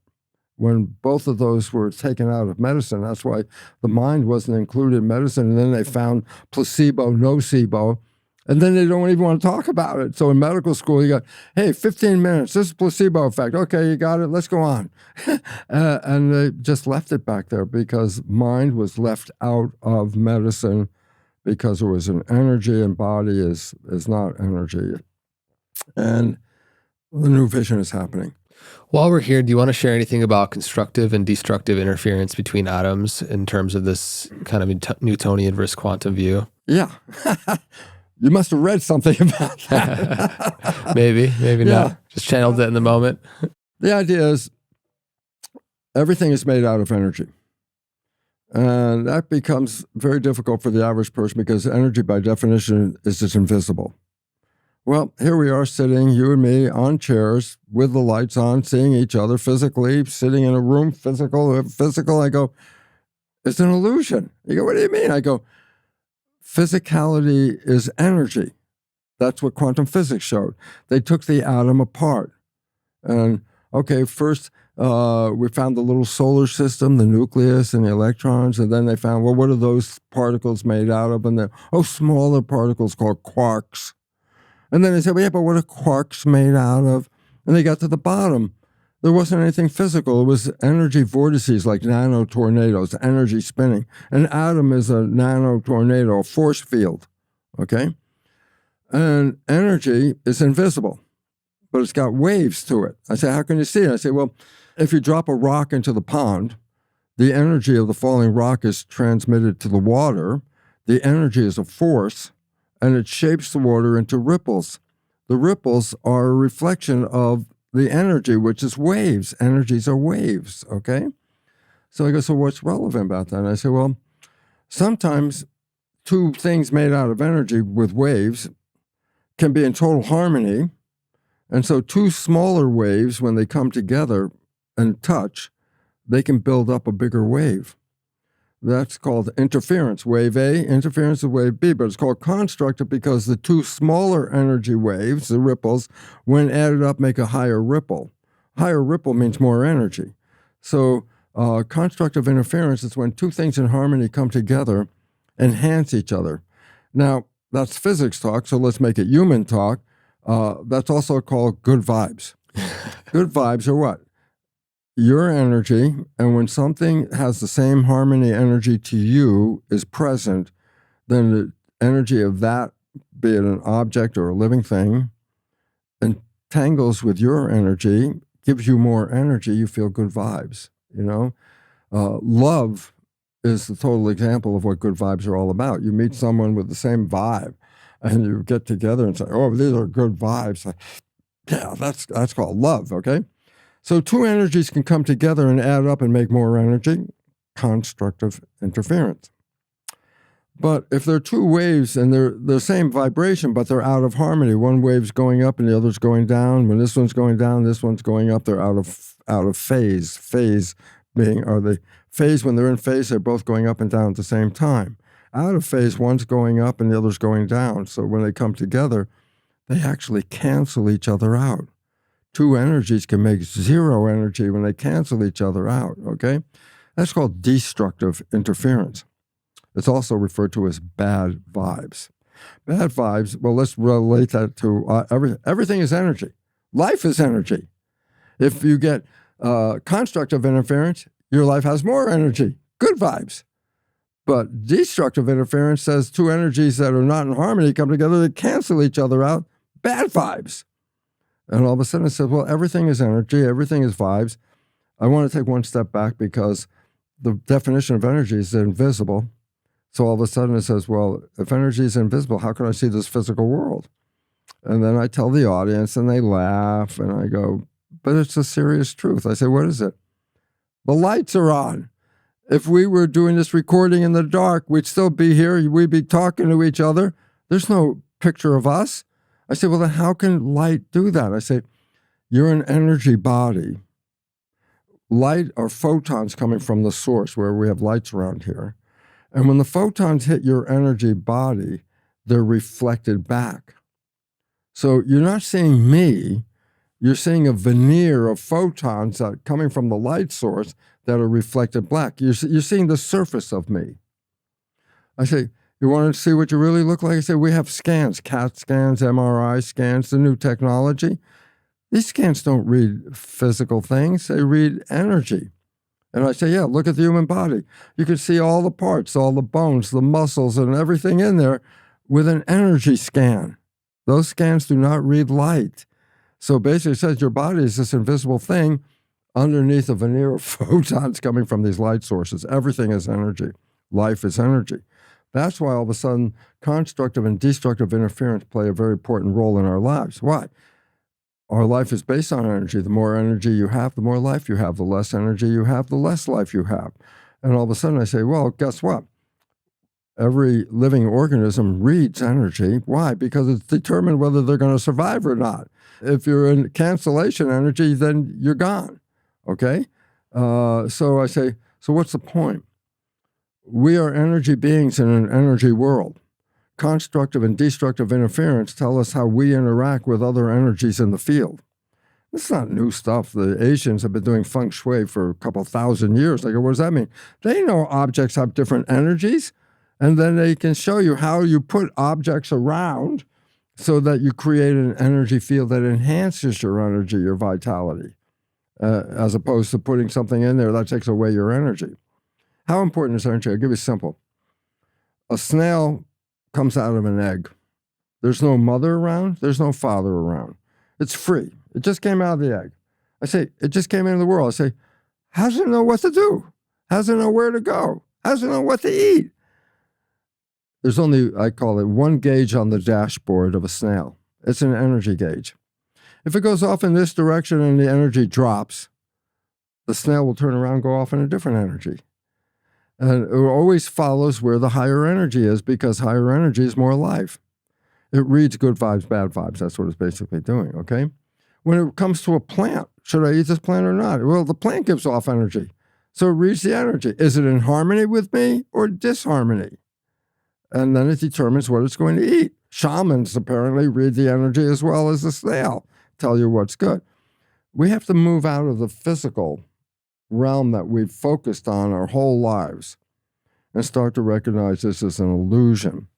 I use an Albert Einstein quote. It says, reality is merely an illusion albeit a persistent one, and basically says, yeah, everything's energy. No matter how much you think you're seeing physical, everything is energy. And life is energy. So what does it mean? To have more life, you need energy. If you're losing your energy, by definition, you're losing your life. You can feel good vibes. You can feel bad vibes. You should be starting to, respond to the vibrational energy. A very interesting part about that is, let's say you have to make a decision between I should do A or I should do B. Our conventional way of should I do A or should I do B is we look at A and B and we add up the pros and cons in our mind. This is good, positive, that's negative, blah, blah, blah. We come to a bottom line and decide one or the other. I go, well, this is pretty cool, except for the fact that maybe one of your perceptions is off. And you said that was a good thing, but it turned out maybe it was a negative thing. I said, well, if you put that into your equation, you just screwed up. I go, well, what else can you do? And I go, you can do that with your head. And I suggest every time you have to make a serious decision in life, go through your pros and cons. But don't make that decision until you ask your heart. I go, why? The heart reads energy fields. It doesn't do all the details, doesn't give a damn about the details. Just tell me what's the full energy, what's the total energy. Oh, this one's got more energy? That's where I go. How do you know energy? Heart is feelings, not thinking. So when you have a big decision to make, yeah, go through the pros and cons. That's a good exercise. But when it comes down to the final decision, you just ask yourself, how do I feel about that? Because the heart does feeling of energy. And it can tell you if this is a better energy or this is a lesser energy. The heart is the real source of making a decision because it's not going to be caught up in any errors of interpretation. It just says energy is good, bad, whatever it is at that point.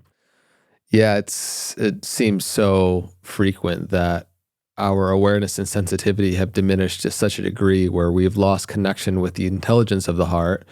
Even a dog knows what is good for it and not in terms of eating it. And yet even we struggle oftentimes with what to eat, as simple as that. And when it comes to bigger questions in our life, we've become often so disconnected from the intelligence of the heart, which knows in a way that is beyond the current capacity of our intellectual mind, which we've become so overly identified with, and societally we become so overly identified with.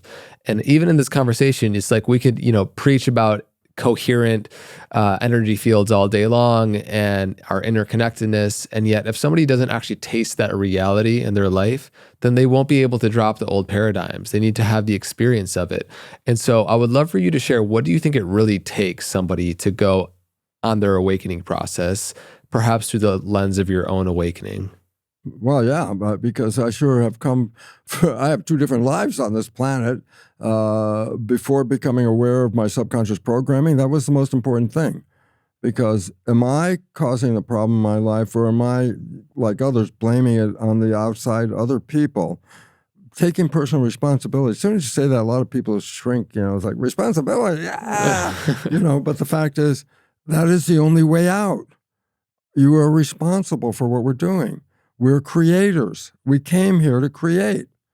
And to me, this is so critical because I extend it a little bit further because we talk about the fact that, if you have a really good life, when you die, you get to go to heaven. I go, well, what the hell is heaven? It's like, well, everybody we talk to give you a definition of heaven. It's not going to be the same thing. It's whatever they feel in their heart, what they like. I go, well, that's great. Unlimited food, bountiful virgins, whatever tickles your fancy. But the point about it is this. When I started to come to this, and I wasn't a spiritual person, but I started to recognize, okay, this is a tangent. I really should bring it in, okay? Yeah, go for it. Remind me to come back to it, but okay. The tangent is this. Being a cell biologist and working with cloning and all the stem cells and all that, there was an important fact that comes across here, and that is this. No two people are biologically the same. I go, what do you mean? I said, I cannot put my cells into you, Andre, because your immune system was going to say not self and destroy it. You can't put your cells into somebody else because their immune system will say not self. And that got to me in my research as well. Self, not self. Where's that? Well, The immune system reads physical things, like viruses, bacteria, and all that. So something is different in your cells than in my cells. That your immune system says yours are yours, mine are not yours. And it turns out there are a set of receptors on the skin or surface of the cell. Now, humans are actually a design of the cell. We're just a giant cell. Our skin has our receptors: eyes, ears, nose, taste, touch. These are built in. The cell has receptors, but they're molecules, okay? There's a set of receptors on your cells that no other person in this world has. No two people have the same set, or these are self-receptors. Self-receptors. Biologists in the Newtonian world said, oh, it's these proteins make you different than the other person whose self-receptors are different proteins.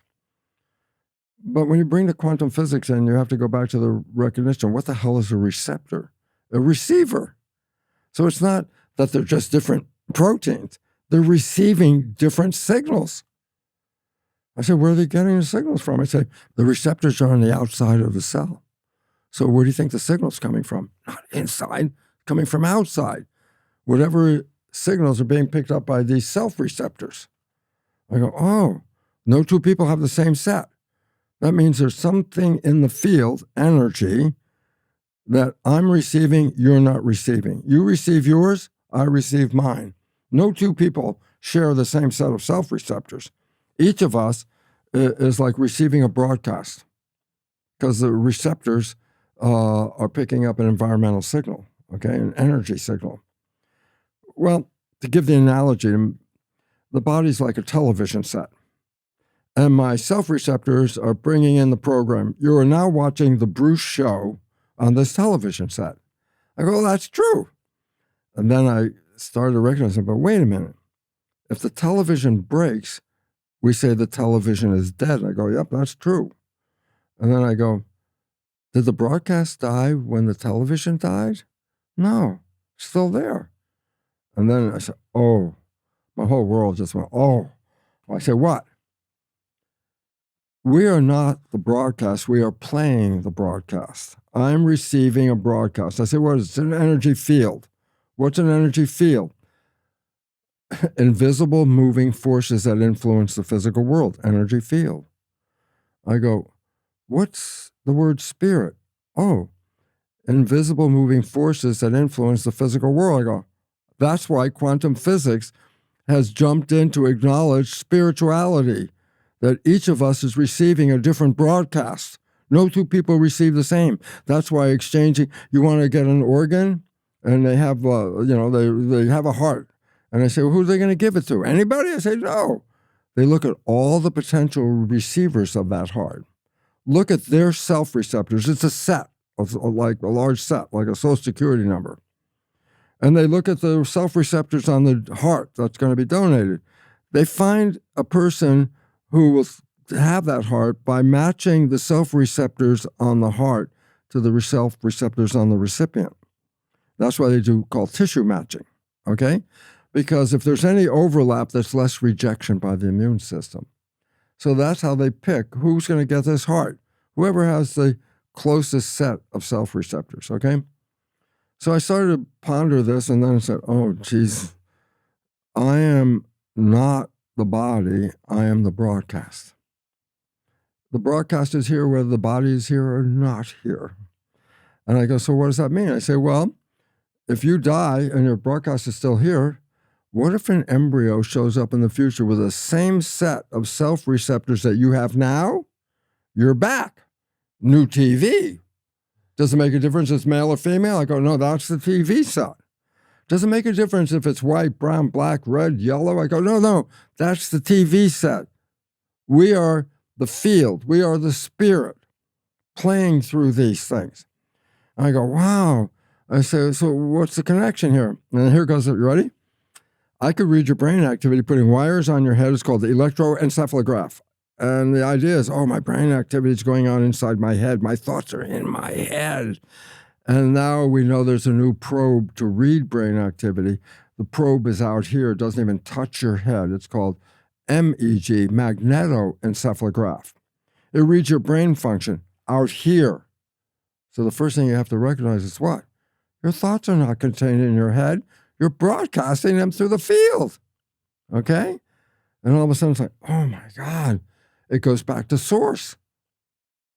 I ask, a question to your source, your field. What is love? Well, you can give me a whole technical reason, hormones and blah, blah, blah, blah. But I said, when you have a body and you experience love, that adds a whole new dimension to the definition. It's a physical thing now. What is taste, smell, sight? It comes from this machine. This is a virtual reality suit. Your spirit jumps into this machine. It can see, it can smell, it can touch, it can feel. And we came in to do what? To create. I go, yeah, that's what we are. We're all creators. Unfortunately, most of the creation's not really going that well, but we are creators. I go, so it hit me and I said, oh my God. We have been programmed to believe that if you have a good life and you die, you can go to a place called heaven. Change this around a little bit. We were born into heaven. We are here. I go, why? You have a virtual reality suit that's going to be the creative element of who you are, to create the world and respond to the world and get all the sensations, the feeling, the life experiences. And it goes back to source because the program says your thoughts are not in here. They're being broadcast. We're tuning forks, which then changes so much of our relationship with people on this planet. Because what if you start matching up with people with similar broadcasts?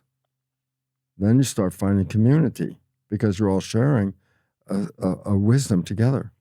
The point, what if it was true, and I believe it to be so, that you were born into heaven, and this is where you came to create, and some of the creations are beyond belief. I mean, the world is so beautiful. It's so fundamentally beautiful. It's people who destroy the damn thing, but they've been programmed.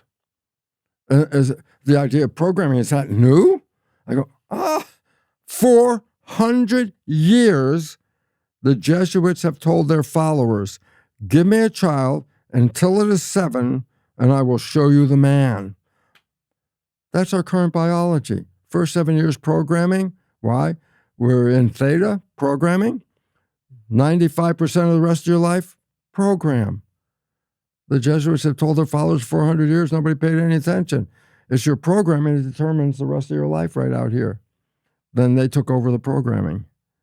Then we had Catholic school, and then all kinds of things like that. And now programming, I use a video of this infant that can barely walk with an iPad, walking around, touching the iPad, making the program work. I go, the kid can hardly walk, and he's already using an iPad. Now, that's newer programming the Jesuits never even thought about, So we're all being programmed. But we've been programmed to be disempowered because there was a knowledge that if I give you a lesser program, then you are a lesser person. And the idea was to scare people and then sell them your belief. I've recently been talking about what I call the power monger's credo. Power monger, those that seek power. I said, what's their credo, way of life? I go, what is it? Give them the poison for free and sell them the antidote. Okay? Yeah. Give them hell. It's for free. You want to get out? 10%. That's tithing. You got to pay for that to get out, okay? What is hell? It came from Greek mythology, and they just put it in there, and everybody goes like it's there. And then you get, the 7 layers of hell, Dante, and now you got a picture. Now you're scared the hell out of everybody, and they don't want to go to hell. How much does it cost not to go to hell? And you could sin and still pay a little extra and still go to heaven, And I go, well, that was a couple thousand years ago. I say, people don't understand this. The COVID story, and I want to say it from a scientific point of view here, okay? COVID was not that toxic. Yeah, but thousands of people died. I go, because those thousands of people were not in health. The story of a wolf. And we wanted to kill the wolves because they were killing some of the cattle of the farmers. I go, look, wolves have been doing this for millennia. I said, what is it? They thin the herd out by removing the weak ones. The wolf does not look and say, look at the antlers on that one. That's the one I want, the big one. No, it's smart. If it wants to eat, chase the weakest one. That's the one you're going to get. So they were doing something good, culling the herd of the sick elements so that the herd was stronger, okay? COVID came. Did everybody die? I said, no. I said, yeah, who died? I said, they already were compromised, most of them. 70% were super obese, 70% had diabetes, another large percent had heart conditions, many were under stress. People who were not under stress, when they started doing the testing, a number of people found, oh, I'm tested positive? I didn't even know I had it. Yeah, 40% of the people didn't even know they had COVID because they were healthy. Did the medical profession give us the option and say, if you want to avoid the illness, get healthy? Nope. What did they do? They sold you the vaccine for free. That's what I always love. Take the free vaccine. Pfizer gave you this vaccine? What a surprise. The hell no. You paid $1 billion for this, and they want everybody to take it. What people didn't see, and why I'm bringing it up right now, is number one, the COVID virus is a wolf. It didn't take the healthy people, it took sick people. That just refers to the fact that human civilization is not living in health and harmony at this point. I mean, so many people are stressed out, sick, and all that kind of stuff. That's where the virus went. What people didn't see, and this was the most important thing, was fact. People only have power in community. If I want peace, if I go out in the streets, say, let's have peace. Nobody gives a damn what the hell I say. But if I have 100,000 people in the street that say, give us peace, we got some action going. The COVID story, except for one country, Sweden, every country in this world followed the leadership of a small group of people that said what? Don't talk to each other. Don't socialize. Keep away from each other. Wear your mask. What did they do? No community. The whole planet had lost community. What did it mean? We, citizens, had zero power. Why? There was no community. It was only a handful of people that determined the life character of everybody else on the planet. And we lost our power. Nobody paid attention to that. And I'm going, be careful, because we're facing an upheaval. We talked about this. Civilization is in a state of collapse. Governments know this. The economy of the world is built on a paper pyramid. It doesn't work.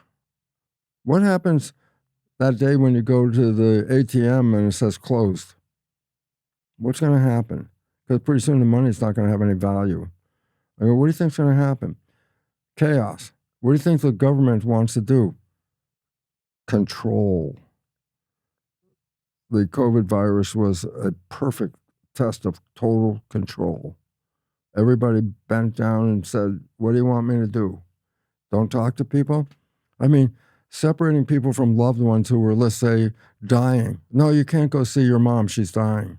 It's like, this is so inhumane, But what was it? It was a program of total control. Why do we need total control? Because we're going to face this civilization upheaval in the next 20 years. That's a collapse. And we have to build a new one. And the beautiful part is that why I want to thank you for letting me come here and talk. Because the only way we're going to survive is when the people get knowledge. Knowledge is power. And they've been disenfranchised by watching the TV and paying all the attention to stuff and not recognizing, first of all, they were powerful. But nobody thinks they're powerful. Everyone thinks they're victims of the world. It's like, you're a creator. How'd that happen? You bought the story. And this is the wake-up call. We're facing this. What are you going to do? Start to create new community. Evolution is based on community, not competition. The more we come in harmony, the better the garden becomes. That's our destination right now. And yet we're finding everybody trying to, break this thing up and disempower us. And I say, well, if you wake up, you can have your power back. Mic drop. And yeah, I mean, there's so much there with what's transpired over the past, few years, which has been a continuation of things that have been happening for decades and really centuries. That's just been an abomination.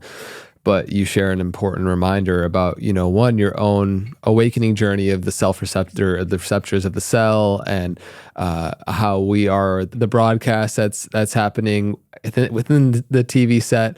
And, I think there's a tough bridge for a lot of people to walk in terms of science and spirituality, materialism and spirit. And I think that as best as we can, and why I love your work and some others that are really focusing on this, to be able to bridge the gap and say how they are one and the same, because we need to speak the language in ways that people can understand too, and not just say it in spiritual woo-woo ways that sound great but aren't really grounded in a way that can make sense logically.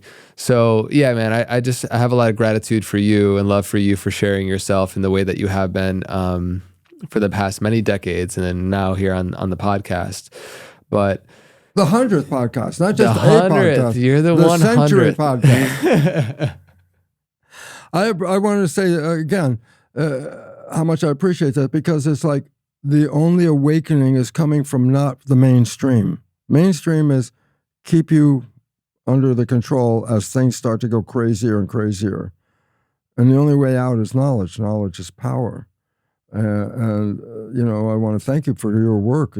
To me, look, you're getting the support of lots of people. Why? Because your words mean that much in the power struggle that they're facing right now. That you are an evolutionary person in a sense of let's make this evolution. And you're offering what? Not toys, you're offering information. Information is power. And it's just such a powerful reminder, like you gave, that we are living in a heaven and oftentimes making a hell out of it. And to realize it, to taste it, to experience it, to grow your awareness into how this life is so beautiful, and I ask myself often also, how can I continue to position myself in a way where I don't miss the beauty of life that is around me, and the connection and the life and the objects and my ability to interact with it. And, this conversation I think is so empowering for people to realize the beauty that is around them and to live in harmony with it, and to realize that they can live in that honeymoon, to live in that energy of love, and to have the life be not just in the continual pursuit of trying to garner things, but to have it be an expression of love, an expression of joy. And I feel like when we do that, we just continue to attract things that are more aligned and meant for us. Oh, and you'll attract those people. Yeah. Because people seek this out. They want to know, how come you're so happy? How come you're so healthy when everything else is falling apart around here and going like that? Because then you have something to offer, and that's what we need, because the planet is so looking for something positive in a world where watch the TV. I don't. I don't read the news. I don't do that. Why? Because it's disempowering. Oh, hey, there's a world problem and you can't do anything about it. Let's read about it. I go, why the hell do I need to know that, Except start to find the community. Seeking community is seeking evolution and seeking health. Health is community. It's like harmony in your 50 trillion cells from the government up here is health.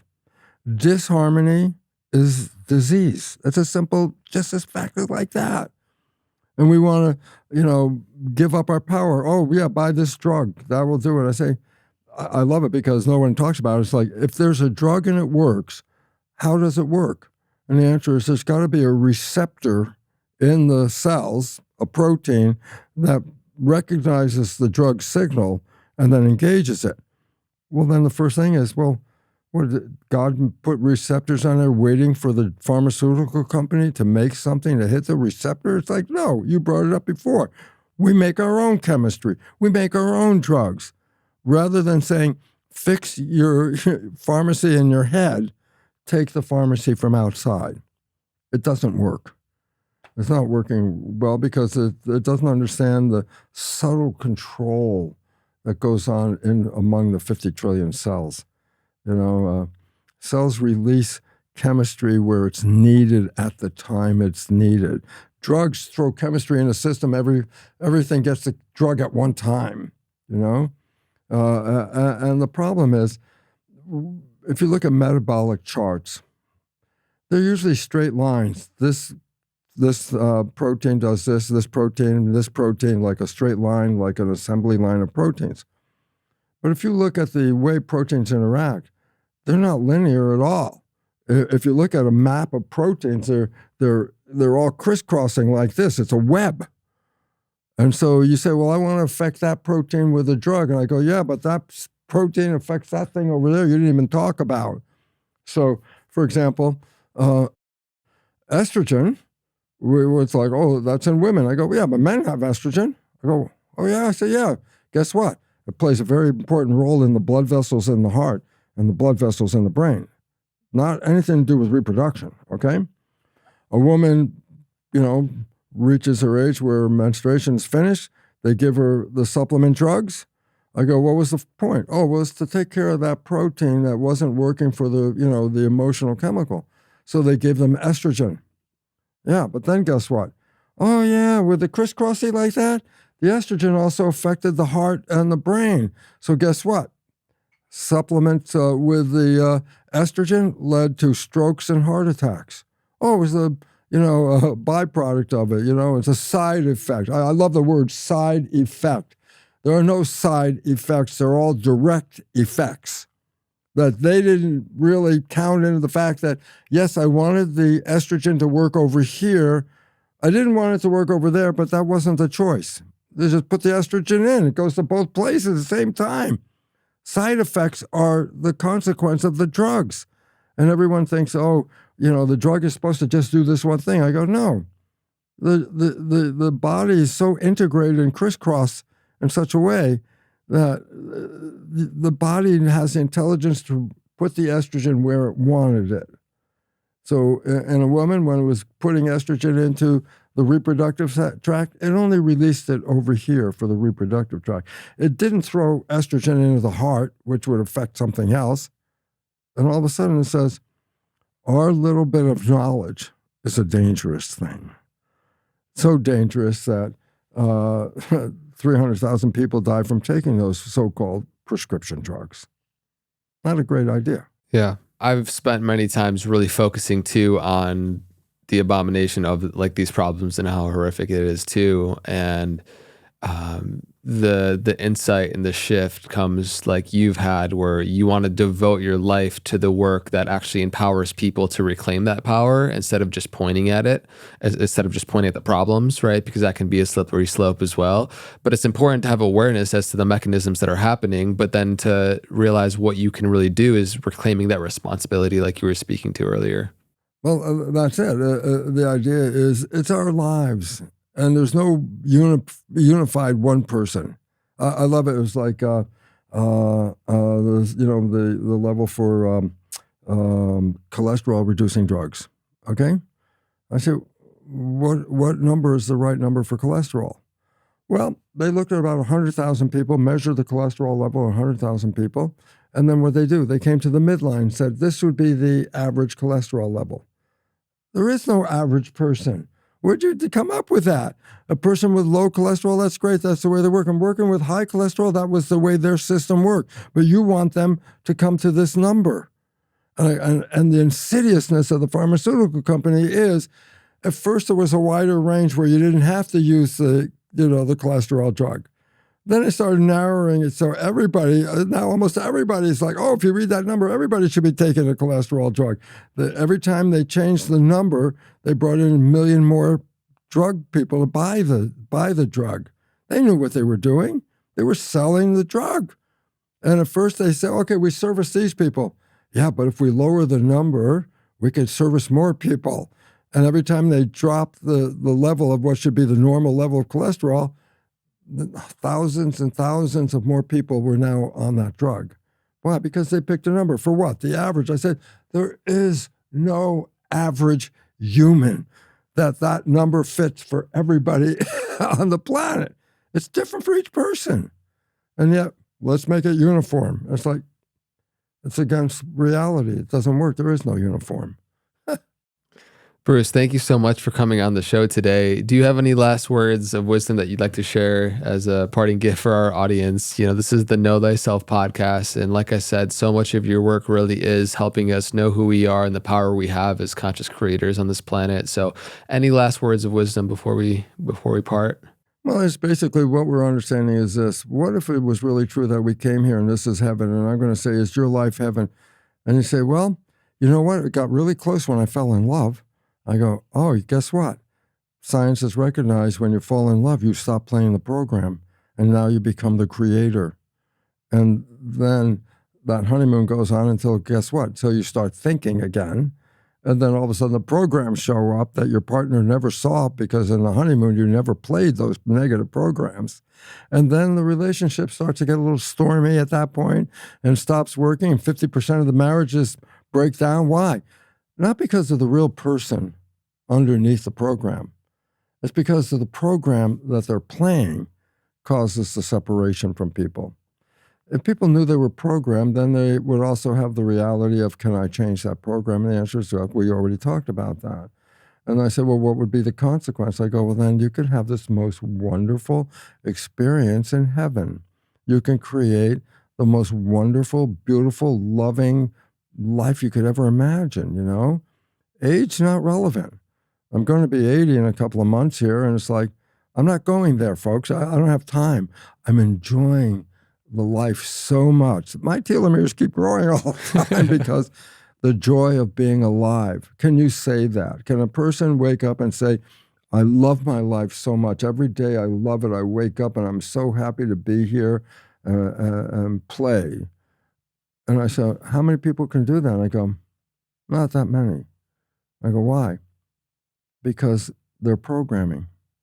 They bought into their failures as part of their life, and that's the way life is. And I thought, that's not the way life is. You're the creator. You are the creator. Will you own that?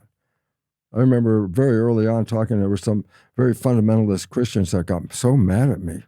What do you mean you're the creator? God creates. You just accept what God says, and you don't put your mind into it at all. I'm going, okay, there's a problem right there. Your mind is creating this. You are the creator, folks. Why can't we all do this? Why can't we all have it? I said, we can. Why can't everybody just be in love? Because if they were, then everybody would be having heaven on earth. Where's the love disappearing? Where's the program? And the idea is why I want to thank you for letting me come here is because if people understand this new science, it is the science of creation. It is the science of your creativity. You're the one that has the choice. And people are coming out of that locked-in programming as this is the awakening that we're beginning to see right now. As I mentioned, your work and so many of the colleagues that I hang out with are all coming from this place. What? Helping people get out of that situation of victim and move them in. Do they need to take a drug? No, you don't need a drug. You got all the drugs in your head right now. What the hell do you need to take them for? You just need to put the program back in order and then recognize that programming was for the benefit of the few that knew about the programming. And unfortunately, that's a small number of people. And the rest of us are just the victims of that. Yeah, well, I can definitely see you live your life as an expression of love. And, I was just on a walk this morning a little bit here in nature. I feel like I'm in love. I know I'm in love. I'm just not with any one particular person, but it's just an expression of my life. Let me just talk to that for a second, Sure. Because generally when we talk about that, we're always talking about, love with another person. I said, no, that unfortunately is a wrong understanding. Love is when you're so excited about doing something that you keep your conscious mind in the present moment. You're not thinking. Thinking is when you give up and let the program run. You can be a gardener and put your hand in the dirt. So exciting for them. That's love, okay? You can be a chef, make a wonderful meal. When you're creating that, you are a creator at that point. That's love. You have a pet. You can love the pet. The idea is love is not restricted, as we've always said, it's with another person. I go, not necessarily.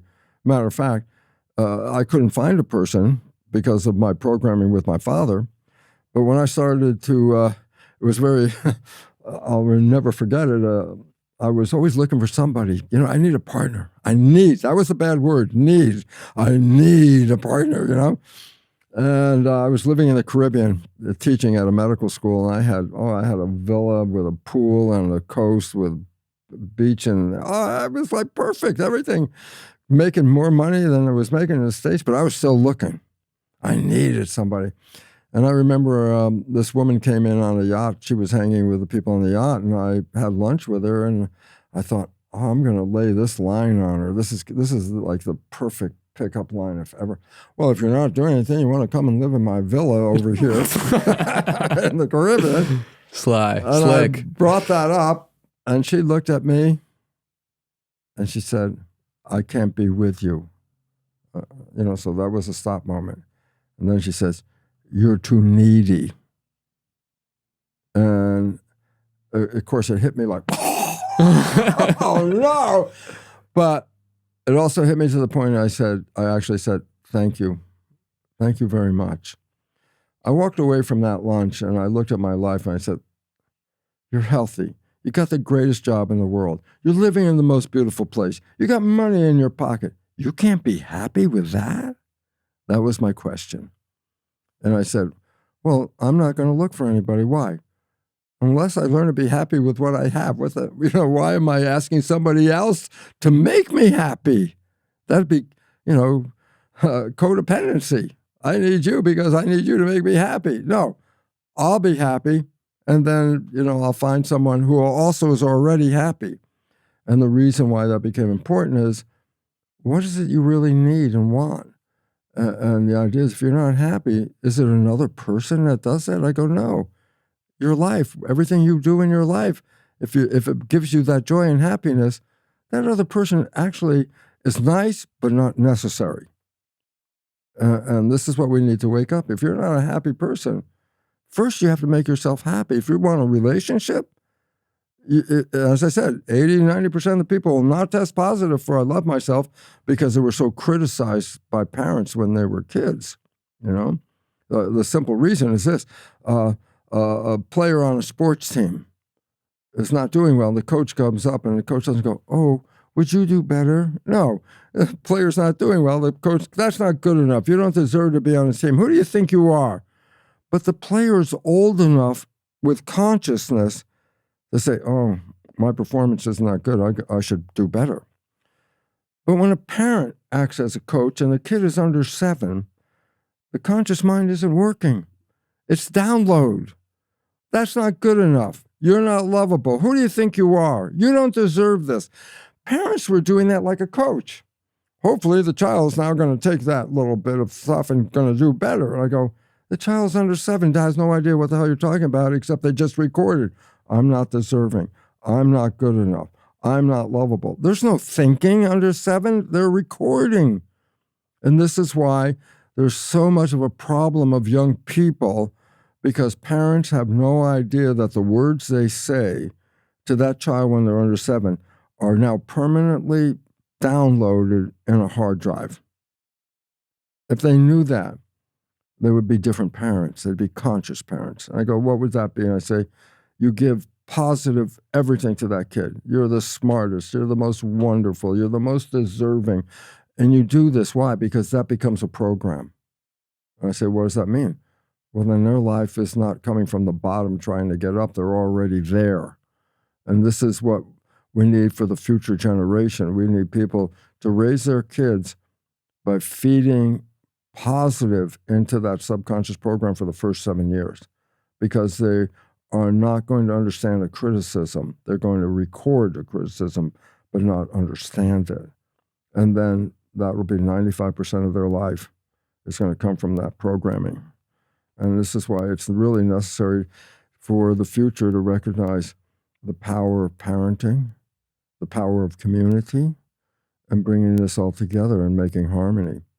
Because I think the best is coming. I really believe it so much. I do too. Bruce, thank you so much. the awareness of this possibility and the decision to make it a reality where we can live in a life of love is a really potent reminder for our audience, and the things you shared as well with how we have the potential for enacting the self-hypnosis, repetition of new habits, energy psychology, things that we can help reprogram ourselves and actually make this a living reality is really a powerful take home for everybody listening as well. And so thank you. Any last words for where people can find you, website or Simple. anything? BruceLipton.com. And everything we've talked about, I have free downloads of the videos, the podcasts, the written stuff, all different things. Everything we've been talking about in the resources, even how to make those changes. Amazing. Bruce, thank you so much. I want to thank you so much. I really want to thank our audience because our audience are the people that are seeking. What can we do in this world that's so crazy? And the answer is, you could take your power back. It's a great note to end on. Everybody who's tuning in, thanks for coming on this journey. I feel so grateful and blessed to be able to sit down with incredible, beautiful individuals like Bruce here every single week. And it means the world that you get to come on this journey and we get to grow and learn more about ourselves and the true nature of who we are every single week together. So thanks. Let us know how this episode in particular uniquely impacted you. And until next time, be well.